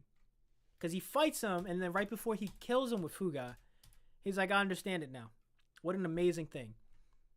If it was from me from that time, it may have been able to beat me. Haha. You show me the way, Megumi Fushiguro. He's like, all right, I can use this. I can use this to beat Gojo. Bet. But the idea that he defeated Makoto as preparation for the fight? No, the off-screen beating of Makoto is preparation for the fight. Because he doesn't subjugate Makoto here. He's not part of the ritual. He says as much.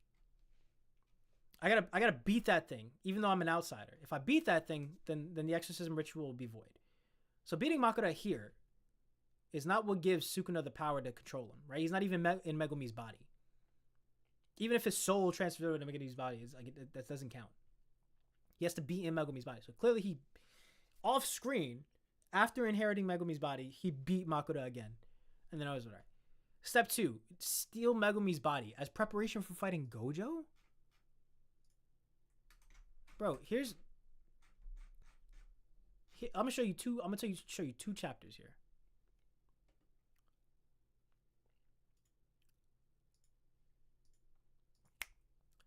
We'll go to chapter 9 first.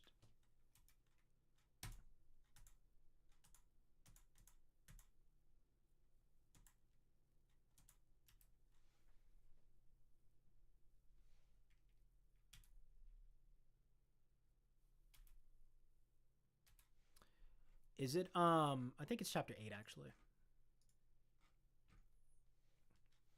There's no real reason for this, but you have to die. If he stole Megumi's body for the specific reason of fighting Gojo, why the fuck would he intend to kill him here? Why would he be like, actually, I'm gonna kill you, you're useless? He's like, he doesn't find any use for him until right here. When he goes all out, and Sukuna can be like, oh shit, we're going all out, bet. That's what's up. That's what's up. I like that. And then in 11, he makes the binding vow, the Enchain deal with Yuji here, with Megumi in mind. The game has changed. Soon we'll see something interesting. And what he means by the game has changed, I can show you exactly this. Interesting. A Shikigami user who isn't afraid to mix it up. The rules are broken. We're not like old school conservative type of jujutsu sorcery. Motherfuckers are mixing it up. That's what's up. So I'm gonna steal this guy's body because he has a cool technique. So we'll see where it goes. So he shows interest in Megumi here. That's part 1 as to why it doesn't make any sense to say that he stole Megumi's body for the Gojo fight. The second chapter is right here. He quite literally tells you why he stole Megumi's body.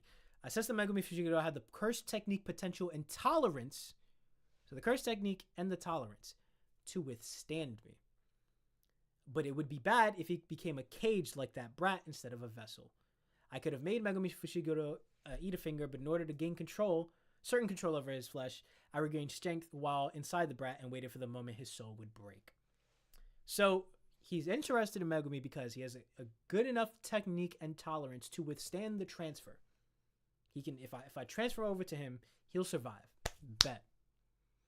Second of all, I just gotta make his soul weak. I think I could do that. So he's a viable host for me to transfer into because the body I'm in right now is not necessarily good for me. He can withstand me, he can resist me, and he's a cage, not a vessel. I need a vessel.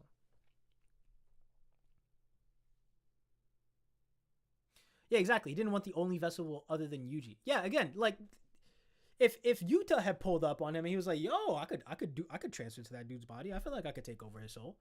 I feel like his soul is weak." Then he would have done it to them. He would have done it to Hakane. He would have done it to anyone who he felt would have survived the transfer, had a good enough curse technique to withstand it.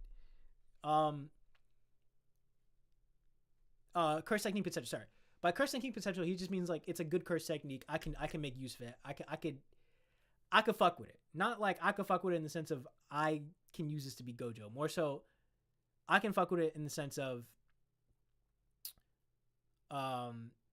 it's interesting to me. There's a guy who keeps soaking up all the new abilities that he possibly can. The reason he fights Gojo the way that he does is to get a new technique. Into this battle with an 8-step. Yeah, like half of these steps are not either untrue or just not necessary for the fight, or not necessarily geared towards his fight with Gojo. Like, this isn't true. Sorry, 1 second. I'll go through it real quick. To start the video off, first we have to talk about how Gojo and Sukuna prepared for the battle. Sukuna went into This isn't true. He does defeat Makoto, but it's not part of his plan. Although I guess you could say it is, because he had to defeat Makoto off screen in Megumi's body anyway to have control over it. He intended to use Makoto to adapt to Void, so I'll give him that. Yeah, defeat Makoto is step 1. Steal Megumi's body is not step 2 to this fight. That's not in preparation for this fight. Step 3, bath for this battle with an 8-step. I don't necessarily know if the bath is the reason why he can use Megumi to shield against UV. But we'll take a quick look at it.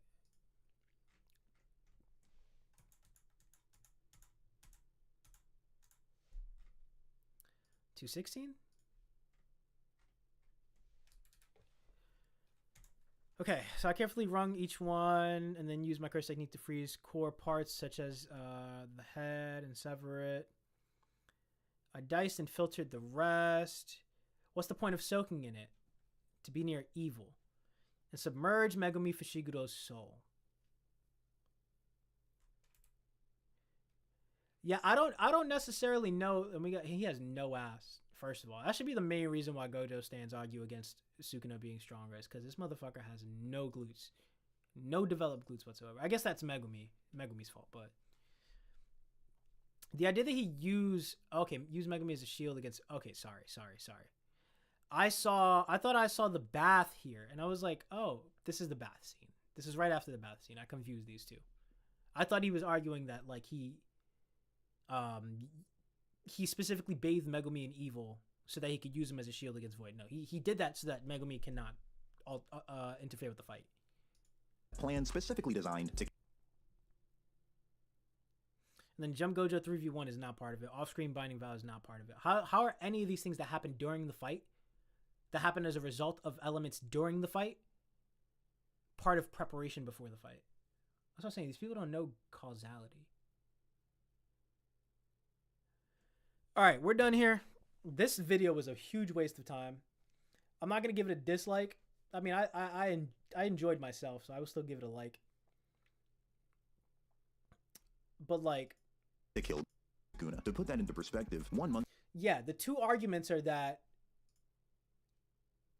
people would rather have Gojo's technique, and Maki dodged a world-cutting slash that was significantly slower than the one that killed Gojo. Those are the two arguments that this guy made, which is that, yeah, this is so stupid. The Maki reasoning is the craziest thing to me. It was done to gain control and no interference with Megumi. Yeah, no, I understand that. That's how I understood it. I mistook him. I mistook this person thinking that they were saying that they drew the evil bath, so that Megumi's soul could be used to shield against Void. No. But again, Megumi's soul is used to shield against Void. The problem is, it still does damage to their brain, which is weird. Yeah, man, this is a great waste of time. Sukuna gets touched by unlimited. Sorry, and then Sukuna, Heian form loses because Meguna got hit Void with Void. For point. Okay. Yeah, man, I just don't understand it. The Gojo argument has never been clear. I'm gonna wait to like really spit until I see this video here in the corner. The ending the Gojo versus Sukuna debate video. I'm gonna watch this off stream and take some notes if they are needed. But as of right now, it just, yeah, I haven't seen anything that defeats the argument that like true form Sukuna just wins in 230. And if you need a gentle reminder as for why this is, let me walk through it one more time.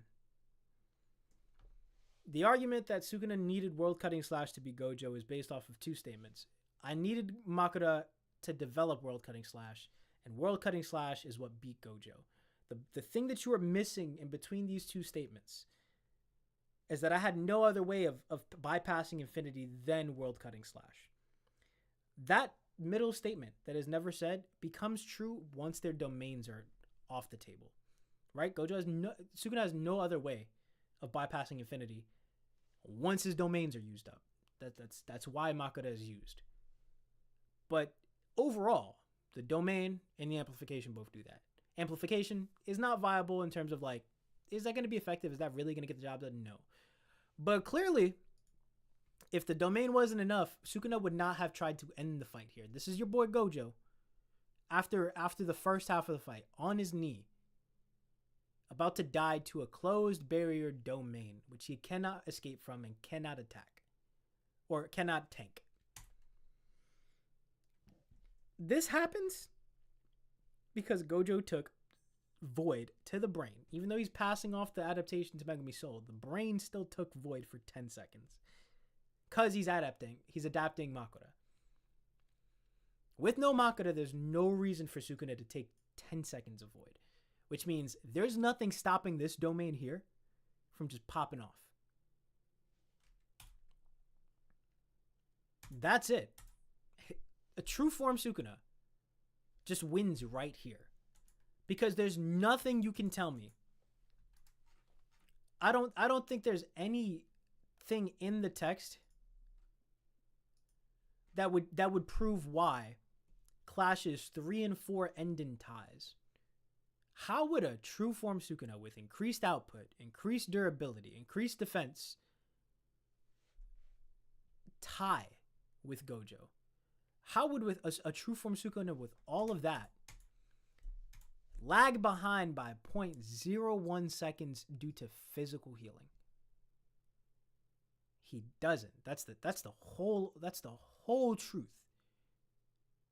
Is that the Sukuna who got knocked out with one Gojo Black Flash is much weaker than the Sukuna who tanked 7 from Yuji and was exhausted already at that point. So, like, I don't understand the cope. The cope is just based off of not reading the text. Either way, this will be the second to last time we talk about Gojo versus Sukuna. The last time will be after I watch this video off stream. And, maybe we'll watch damn, I let this play while I was not, thing. Gojo versus Sukuna. I will rewatch this too. There was also a video that I had playing in the background while I was doing some other shit that was like, the time Sukuna almost soloed the verse. I got halfway through. The same guy, oh shit. The amount of shit the Sukuna puts up with during that fight. The amount of shit the Sukuna tanks during that fight. Yo, for all the people who say, first of all, brother, aside from the extra arms, for the people who say, oh my god, Sukuna didn't show off anything I had someone in the comments tell me that Sukuna's hand transformation was just a cosmetic difference. There's no difference in terms of power or defense or anything in terms of stats between True Form and Meguna, which almost made me throw up. Because 238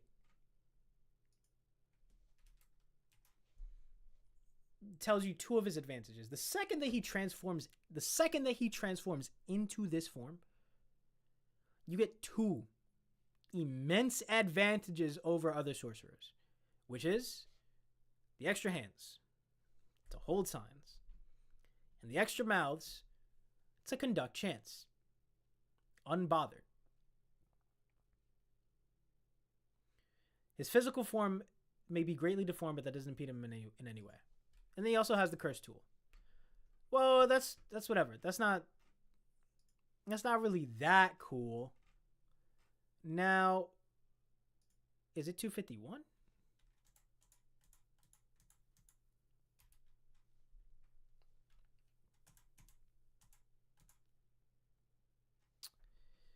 Yeah.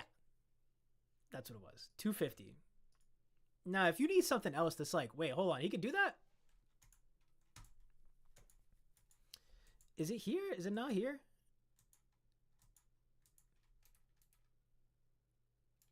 There is a moment.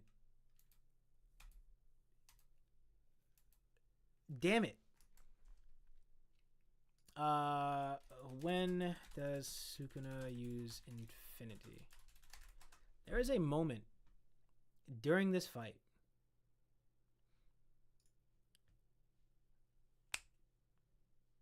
where Sukuna uses his own version of Infinity in true form. I'm gonna find it.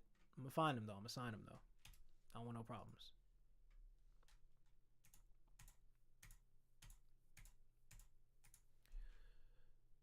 Damn it. There is a moment here.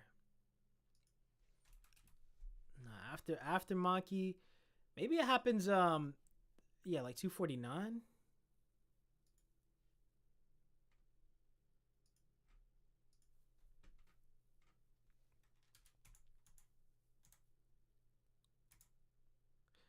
Yeah, yo, you gonna tell me there's no difference?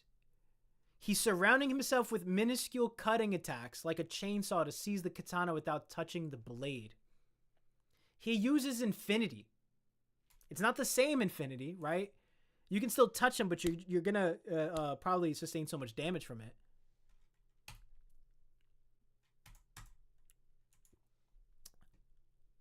But this motherfucker literally creates a barrier around his whole body, or uses it on his hand to mimic the effects of Infinity. Of like, you can't touch me, my physical form, because instead of having Infinity between you and that physical form, I'm just gonna have cuts. I'm gonna have actual slashes manifest invisibly. So I'm not touching this. You're gonna tell me there's no difference. There's no difference between Heian form and Meguna. That is fucking buck wild. Absolutely buck wild. And then he would tank the hollow wicker basket is used. He didn't use that against Gojo. Wonder why. Holy shit. All right, we're done here. I'm done here. I'm done talking shit about Gojo fans. Look what happens. Every time I do, the stream turns into 3.5 hours. All right. But like I said, I'll watch this video off stream. I'll probably watch this video right after this. And get back to y'all on if this is actually any better than this. This was a terrible video. I mean, it's still made well. This manga. Right? If it's on beat, if motherfuckers rapping on beat, it's a good song. You just don't like it. I dislike this video because there's clear bias within these first 2 minutes. This is clearly made by Gojo Stan. I need someone to be more middle of the aisle if you're going to make a video like this. Even if I try to make a video like this, yeah, me too. And I was like, okay, I heavily hate Gojo. I'm not going to fucking swing it in Sukuna's favor. I'm not going to be like, I'm not going to pretend that Sukuna didn't have good moments during the fight. But yeah. Wild shit. Gojo Stans are wild, bro. Y'all are fucking hilarious. Hope you enjoyed. Sorry about the ranting. Sorry your brain is fried. promise the next time we talk about JJK, it won't revolve heavily around this fight. It'll revolve heavily around Hakudi's fight. The next time I talk about JJK, hopefully it's Hakudi versus what's his name? Gerard, the mangaka guy. Hopefully it's that. Anyway, yo, thanks for watching. Wolf, I'm gonna hit you up on Discord.